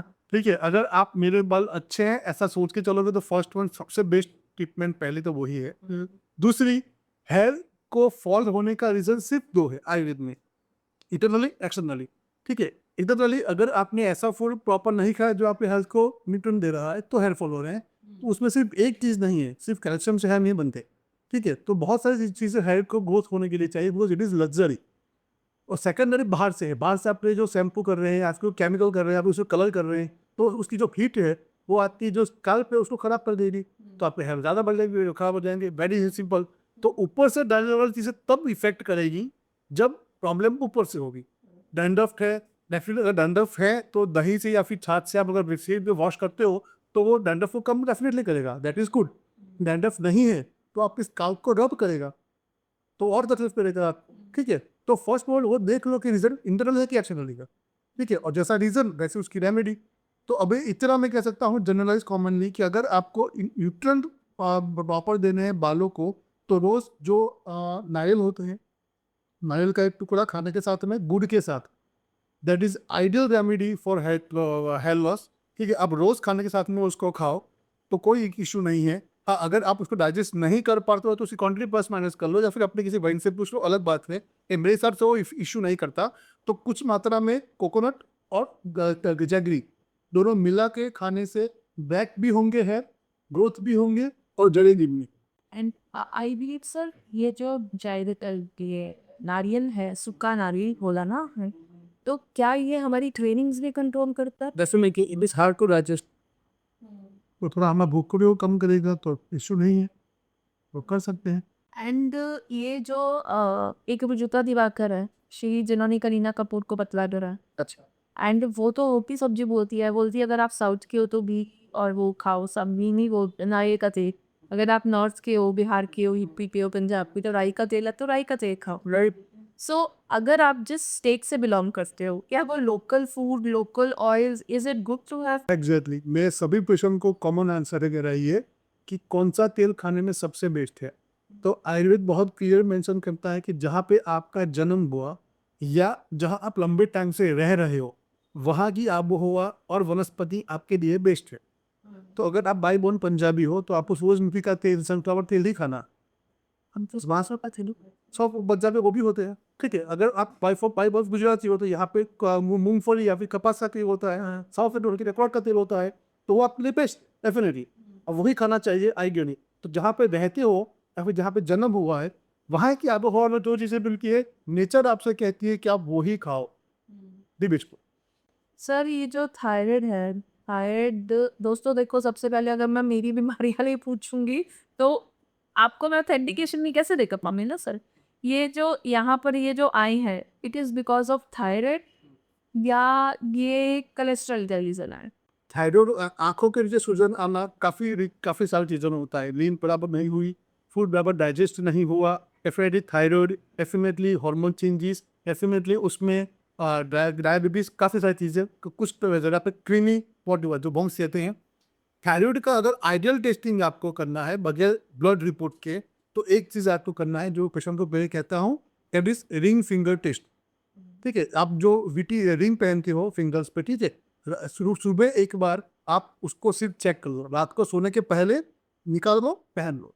जितनी लूज रात को है उतनी लूज अगर सुबह आपकी है तो थायराइड का इश्यू आपको नहीं। थायराइड में सबसे पहले टिपिकली हाथों की उंगलियों पे और पैर की उंगलियों पे खासकर सूजन बढ़ती है सुबह के टाइम पे, और वो सूजन डे पास होने के साथ साथ कम होती जाती है। तो रोज सुबह उठ के आप उंगली में रिंग निकाल के देख लो, और वो लूज है जैसे रात के टाइम पे थी, तो आपका प्रॉब्लम नहीं है। आयुर्वेद में थायराइड होने का जो थायराइड के मेन जो दो थायराइड के टाइप्स है, हाइपो और हाइपर। एक में वेट गेन होता है, एक में वेट लॉस होता है, दैट इज ओके। जो हाइपो वाला जो है वो होने का मेन रीजन मंद अग्नि है, जो कफ के चलते होती है। ठीक है, तो अगर आपके शरीर में कफ बढ़ गया और उसके चलते आपकी अग्नि खराब हो गई, तो आगे चल जो थायराइड पे इफेक्ट करेगी, तो आपका थायराइड बिगाड़ेगा। और मेरे 3,000 से ज़्यादा पेशेंट हैं जिनका थायराइड डिवोर्स हो चुका है, नाम हो चुके हैं, वो नॉर्मल लाइफ जी रहे हैं। मेरा कब करवाओगे सर डिवोर्स? आपका भी होगा साथ में वेट लॉस के साथ में। थायराइड वाले पेशेंटों को मैं 2-3 चीज़ कहना चाहूँगा जो कंपल्सरी करनी चाहिए। नॉर्मली मेरे एडवाइस में मेडिसिन रेमेडी से ज़्यादा लाइफस्टाइल रेमेडी होगी। ठीक है, फर्स्ट वन वो है कि आप कभी भी खाना खाने के टाइम पे मोबाइल, टीवी, न्यूज़पेपर, किताबें कुछ भी यूज़ ना करें। उसको एक ही वर्ड है आयुर्वेद में, एकाग्र चित्त भोजन। ठीक है, अगर आपको कोई ऐसा मिलता है सपोज देखने में तो छोटा बच्चा मोबाइल रख के खाना खा रहा है, तो प्लीज़ उसको मेरा कार्ड दे दो, उसको 10 साल के बाद थायराइड होगा। सर उसको आपके पास भी छोड़ सकते हैं? छोड़ सकते हैं। छोड़ोगे ना अकेले? छोड़ो नहीं क्या? ठीक है, और फर्स्ट चीज़ है। दूसरा चीज़, थायराइड अगर है या फिर होने के चांसेस है, तो कभी भी आफ्टर 7 o'clock, रात के 7 PM, आफ्टर 7 o'clock डिनर ना करें। रात का लेट खाना डेफिनेटली थायराइड बिगाड़ेगा। ठीक है, अगर वो आपका लेट वाला खाना 10 बजे 11 बजे वाला है तो पक्का बिगाड़ेगा। ठीक है, तो पहली चीज़ है खाने के टाइम पे एकाग्रचित्त भोजन। दूसरी चीज़ है लेट नाइट फूड। और तीसरा, अल्प या फिर बिल्कुल व्यायाम नहीं करना। ऐसा दिन में कोई भी एक काम आप ढूंढ लो अपने हिसाब से जो आपकी पसंदीदा हो, जिसमें से आप स्वेटिंग या पसीना ला पाओ। तो अगर आपको थायराइड है भी तो इन तीन चीज़ों से ऐसे ही कम होना शुरू हो जाएगा, और नहीं है और नहीं चाहते कि ना हो, तो ये चीज़ें आप मत करो, तो मेरे हिसाब से थायराइड होने की पॉसिबिलिटी काफ़ी कम हो जाएगी। एंड कौन से फूड्स हैं, अगर आपको थायराइड हो चुका है, कौन से डाइटरी चीज़ें हैं जो नहीं लेनी चाहिए? नहीं लेनी में जो डाइजेस्टिव हैवी है, फॉर एग्जांपल इसमें है गन्ने वाली सभी चीज़ें जो शुगर वाली आती है, सभी मिठाइयाँ हो गई। ठीक है, सभी नमकीन ज़्यादा मात्रा में अगर है वो है तो वो खानी है। जैसे मैंने बोला खाने के बाद मीठा नहीं खाना है। तो जो डाइजेस्टिव हैवी है वो सब चीज़ें उसमें अलाउ हम नहीं करते। लेकिन जरूर नहीं कि कोई एक चीज से ही थायराइड ज्यादा बिगड़े, क्योंकि इट इज लैटरल डिसऑर्डर। तो फूड से वो ट्रिगर होगा, फूड से वो ज्यादा कब नहीं होगा, इशू नहीं होगा उससे। As per you lifestyle disorder जो है उसको शुरुआत किस चीज़ से होनी चाहिए कि तुम ये 15 दिन करो, तुमको इससे बेनिफिट मिलेगा, ये रहा मेरा नंबर, फिर मेरे पास आ जाओ आगे की स्टेप चलने के लिए, वो आप उनको क्या बोलना चाहो? मैंने खुद ने अपने लिए दिया था एक नो मैदा चैलेंज, और 1 महीने के लिए मैदे से बनी हुई चीज़ें नहीं खाना है। बहुत सिंपल ही लगा मुझे और बहुत सिंपल भी है, लेकिन कुछ लोगों को बहुत टफ भी लगता है, क्योंकि अगर मैं मेरे घर पे अकेला हूँ और बाहर खाना खाने ढूंढूंगा निकलूंगा तो शायद ऐसी चीज़ें मिलनी मुश्किल होगी जो मैदे से नहीं बनते। तो 1 महीने के लिए आप मैदा बंद करके अपनी हेल्थ को देख लो, आई गारंटी यू आपको काफ़ी सारी बॉडी में लाइफ में चेंजेस दिखेंगी। आज के ज़माने का मैदा एक बहुत बड़ा टॉक्सिस है, सब कह सकते। सर पीसीओडी क्या होगा? PCOD that is again one type of hormonal या फिर लाइफस्टाइल डिसऑर्डर। पीसीओडी में दो चीज़ों पे में बहुत ज़्यादा इश्यू होते हैं, पीरियड्स में और प्रेगनेंसी में। ठीक है, फर्स्ट पीसीओडी होने का रीज़न अभी मैं अगर ऑन एयर बोलूँ तो थोड़ा ऑपर भी रहेगा, लेकिन that is HRT, hormone replacement therapy. Period को आगे पीछे करने वाली मेडिसिन जो गलती से भी आयुर्वेद के पॉइंट ऑफ व्यू नहीं लेनी चाहिए। तो ये कोई बड़ी बात नहीं होगी अगर मैं बोलूँ कि आयुर्वेद के ऋषि मुनियों ने कहीं पे भी एक भी मेडिसिन नहीं लिखी जो पीरियड को आगे पीछे करे। बहुत सारी मेडिसिन उन्होंने लिखी हुई है, अगर आपका पीरियड 20 के बदले 40-50 डेज पे आ रहा है तो वो ठीक हो, अगर वो 15 पे आ रहा है तो वो ठीक हो, अगर फ्लो ज़्यादा है कम हो तो ठीक हो। दैट इज और डिसीजेज प्रॉब्लम्स। ठीक है, अगर आपको 30 पे पीरियड आ रहा है, आपको 5 पे चाहिए, तो वो हार्मोन तो प्रॉब्लम करेगी जो पीछे आगे चल के आपसे आएगा। सेकंड, उसमें यही सब जो है मैदा वाला बेकरी आइटम्स, ठीक है, प्रॉपर टाइम पे नहीं खाना, लेट नाइट फूड खाना, स्ट्रेस सब लोग कहते हैं, लेकिन for me stress is secondary issue, primary issue is food. Proper time पे proper food that will definitely help your PCOD to be recover. And अगर आप 2 टाइम खाने की बात करते हो, तो कौन से वो स्टैंडर्ड टाइम्स हैं? और उसके अंदर आपके डाइट के अंदर प्रॉपर हर चीज़ का क्या पार्ट होना चाहिए, वो थोड़ा बताएँगे? अच्छा, अभी जहाँ से हमारा स्वभाव है इसको थोड़ा खींच के बोलता हूँ। जैसा हमारे ऋषि मुनियों ने हमें बोला कि वात पित्त कफ के ऊपर चलते हैं, तो वो वात पित्त कफ दिन के हिसाब से भी काम करते हैं। जैसे सूरज के उगने के सबसे पहले कफ का समय आता है, फिर पित्त का, फिर वायु। सेम सूरज के ढलने के बाद सबसे पहले कफ का, फिर पित्त का, फिर वायु। ठीक है, तो आइडियली कफ या पित्त वाले समय पे आपने खाना खा लिया तो that is very ideal. And what is the time? It is सुबह 10 बजे के आसपास, it should be your lunch time, and before sunset if it is your dinner time. तो सुबह 10 बजे के आसपास या फिर 9 से 11 वी कैन से, शाम को 5 से 7, this is ideal time to have your food. उसका ब्रेकफास्ट खा एग्जैक्टली। बहुत सारे पेशेंट मुझे कन्वेंट करते हैं, मैं डेफिनेटली कि आपने ब्रेकफास्ट स्किप करा दिया, डॉक्टर्स बोलते हैं बेटा ब्रेकफास्ट कंपलसरी करना चाहिए। मेरा आंसर है ब्रेकफास्ट को तो मैंने लंच बना दिया, हाँ तो ब्रेकफास्ट में आप क्यों मतलब ना सकते हो। एंड उसकी कोई डाइट है कि इतना ही खाना चाहिए या कम खाना चाहिए, या जितनी भूख लग रही है उतना फूस लो? हाँ, जैसे हमने डिस्कस करा, जितनी भूख है, भूख लगने के खाना खाने के बाद आपको नींद आती है, कमजोरी लगती है, थकान लगती है, काम करने की इच्छा नहीं होती, हम तो आपने ज़्यादा घुस लिया। अगर आधे घंटे में वापस भूख लग रही है तो आपने कम खा लिया, दोनों ideal it is not good. Okay, so अभी बचता है हमारा सर ये सीजन्स जो हैं, क्लाइमेट्स हैं, ये क्या रोल प्ले करते हैं? आज के अगर पॉडकास्ट को हम शॉर्ट में कंक्लूड करके सोचे तो मैं ये कहना चाहूँगा कि आप सीजन के हिसाब से हमारे ऋषि मुनियों ने जो त्योहार दिए हुए हैं उसको फॉलो करना स्टार्ट करो। ठीक है, हम एक तो चीज़ डिस्कस करेंगे, जैसे सावन महीने में शंकर भगवान के ऊपर दूध का अभिषेक करना, बहुत सारे उसमें प्लस माइनस आते हैं, बहुत सारे कमेंट्स आते हैं कि वही दूध का वेस्ट है, वो XYZ, लेकिन वही दूध को शंकर भगवान के उसी मंदिर में शिवरात्रि पे अभिषेक करने का मैंने तो नहीं बताया। तो आयुर्वेद ये कहता है कि जो कफ की ऋतु है सावन महीना, उस टाइम पे हमें दूध को ग्रहण नहीं करना है। अच्छा।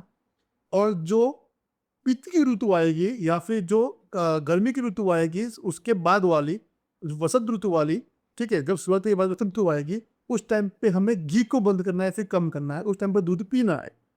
ठीक है, तो हमारे ऋषि मुनियों ने ये बहुत सारी चीज़ें जो बहुत कंफ्यूजिंग है, याद रखने में मुश्किल है, तकलीफ है, टफ है, उसको बहुत सिंप्लीफाई कर दिया ऋतुओं को त्योहार में डाल के।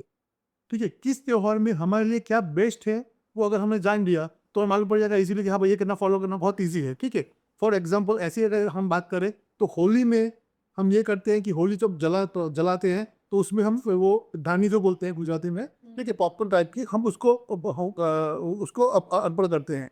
तो इसका मतलब ये है कि हमारे खुद की जो अग्नि है होली है, अब के बाद आपको ऐसा फूड खाना है। अच्छा। तो उन्होंने इसी सब चीज़ों को नॉर्मल लोग आराम से याद रख पाए, समझ पाए, इसलिए कॉमन कर दिया। प्रॉब्लम ये है कि अब होली में हम श्रीखंड खाते हैं जो कि गलत है। ठीक है, दूध अगर आपने सावन महीने में दूध ही पिया तो डेफिनेटली आप बीमार होंगे। सबसे मेरा एक कॉमन एडवाइस है, सावन महीने में टिपिकली आपको कोई भी बीमारी है, बुखार से लेके कुछ भी, आप एक बार दूध को बंद करके देखो, आई गारंटी आपकी तकलीफ जल्दी कम हो जाएगी। लेकिन उसी के 2 महीने बाद जब श्राद्ध का टाइम आएगा, आपको दूध पक्का ग्रहण करना है। जैसे अभी आपने बोला, एक और रेमेडी बोल रहा हूँ, जिनको पित्ती से सिर दर्द होता है वो लोग साल के 15 दिन जो श्राद्ध वाले दिन है वो दिनों में अगर दूध का सेवन करेंगे, खीर का सेवन करेंगे, जो हम सब करते हैं, तो बाकी के 350 दिन उनको पित्त वाला सिर दर्द नहीं होगा या फिर कम होगा। तो पित्त वाला टाइम में शरद ऋतु, उस टाइम पे आपको लेना ही है। तो ऋतुओं को समझ लो, बेच के त्योहार को समझ लो। सर, आज के पॉडकास्ट का जो टेक अवे हमारे जो भी गेस्ट देखेंगे, हमारे दर्शक, उनको आप क्या मैसेज देना चाहेंगे? एक छोटी सी स्टोरी बोलता हूँ। ठीक है, एक बहुत बड़ा राजा था, उसको आयुर्वेद जानना था लेकिन उसके पास टाइम नहीं था। तो उसने सब वैद्यों को बुलाया कि मुझे आयुर्वेद समझाओ, टाइम नहीं है। तो 1 लाख श्लोक का आयुर्वेद है, तो कंपाइल करके उसको 10-10 श्लोक का बना दिया गया। इतने में 10 साल निकल गए। राजा ने बोला कि इतना नहीं, और कम करो और कम करो। ऐसे करते करते करते राजा की 80 की एज हो गई। उसने बोला कि एक श्लोक में आयुर्वेद को इलाबोरेट करो, बताओ मुझे। ठीक है, तो सभी ऋषि मुनियों ने एक छोटा सा श्लोक बता दिया, निराहारी सदा सुखी। जो कम खाना खाते हैं, मिताहारी सदा सुखी, ऐसा भी कर सकते हैं, जो कम खाना खाते हैं वो हमेशा सुखी रहेगा, क्योंकि ज्यादा खाने से ही हमारा शरीर बिगड़ता है। ये आयुर्वेद का कंक्लूजन है। तो योग्य मात्रा में, योग्य समय पर, योग्य तरह से अगर आपने फूड लिया तो आपकी लाइफ पक्का हैप्पी हेल्दी रहेगी, उसे कोई बिगाड़ नहीं सकता। 3 स्तंभ है आयुर्वेद के ऋषि मुनियों ने बोला हुआ है, आहार, निद्रा, ब्रह्मचर्य, जिसके ऊपर हमारा बॉडी, हमारा शरीर टिका हुआ है। अगर इसको आपने बैलेंस कर लिया, योग्य समय की योग्य निद्रा, योग्य समय का योग्य आहार और योग्य समय का योग्य ब्रह्मचर्य, तो वो आपका डेफिनेटली आपको हेल्दी रखेगा, कोई उसमें इश्यू नहीं है। और सर, हमारे पॉडकास्ट में आपको क्या अच्छा लगा और क्या बुरा लगा जो आप बोला? आप ये पॉडकास्ट में सबसे अच्छा मुझे ये लगा कि बहुत ही नेचुरल वे पे जो लोगों को बताना है वो हम विदाउट स्क्रिप्टेड आपको बता रहे हैं। हो सकता है इसमें कुछ कहने में सुनने में गड़बड़ी हो गई हो, लेकिन वो जेन्यून क्या कहते हैं, इंटरेस्टली नहीं है, फर्स्ट वन। तो दूसरा कि हम इस पॉडकास्ट के जरिए मैक्सिमम लोगों को आइडियल आइडियल बता पाए। आज के ज़माने में सबसे बड़ा इशू ये है कि अगर आप यूट्यूब पे सर्च करोगे कॉफ़ी पीने के फायदे, तो आपको 500 वीडियो इसमें सब मिल जाएंगे। अगर आप सर्च करोगे कॉफ़ी पीने के नुकसान, तो भी आपको 500 मिल जाएंगे। Again the point is, Ayurveda सालों से कहता है हर चीज़ दुनिया में अच्छी बुरी दोनों है। उसका यूज़ अगर अच्छा है, उसका इफेक्ट अच्छा है तो डेफिनेटली अच्छा है, अच्छा नहीं है तो डेफिनेटली बुरा है। जैसा भी मैंने बताया कि पित्त वाला सिर दर्द है तो आपको खीर काफ़ी इफेक्टिव है, अगर कफ वाला है तो नुकसान करेगा। द पॉइंट इज, मैं यही चीज़ आपको बोलना चाहता हूँ बार बार कि जो भी चीज़ आप कहते हो बहुत ही दिल से कहते हो और बहुत ही अच्छे से कहते हो और लोग उसको मैक्सिमम बेनिफिट ले पाए, इस तरह कहते हो, which is I am very much क्या कहते हैं, प्लीज थैंक यू। और बहुत ही जेन्युइनली नेचुरल वे को जा रहा है, तो इट इज़ वेरी गुड। पता भी नहीं चला कब 2 घंटे हो गए ये बातें करते करते। और आई होप कि आपको भी सुनने में काफ़ी अच्छा लगेगा और उससे आप काफ़ी अच्छी चीज़ें जान पाओगे, समझ पाओगे। Thank you so much sir. ऐसे ही और अच्छी अच्छी इंफॉर्मेशन लेकर हम लोग अगले पॉडकास्ट में अगली और इंफॉर्मेटिवली गेस्ट को लेकर आएंगे। तब तक के लिए सत श्री अकाल।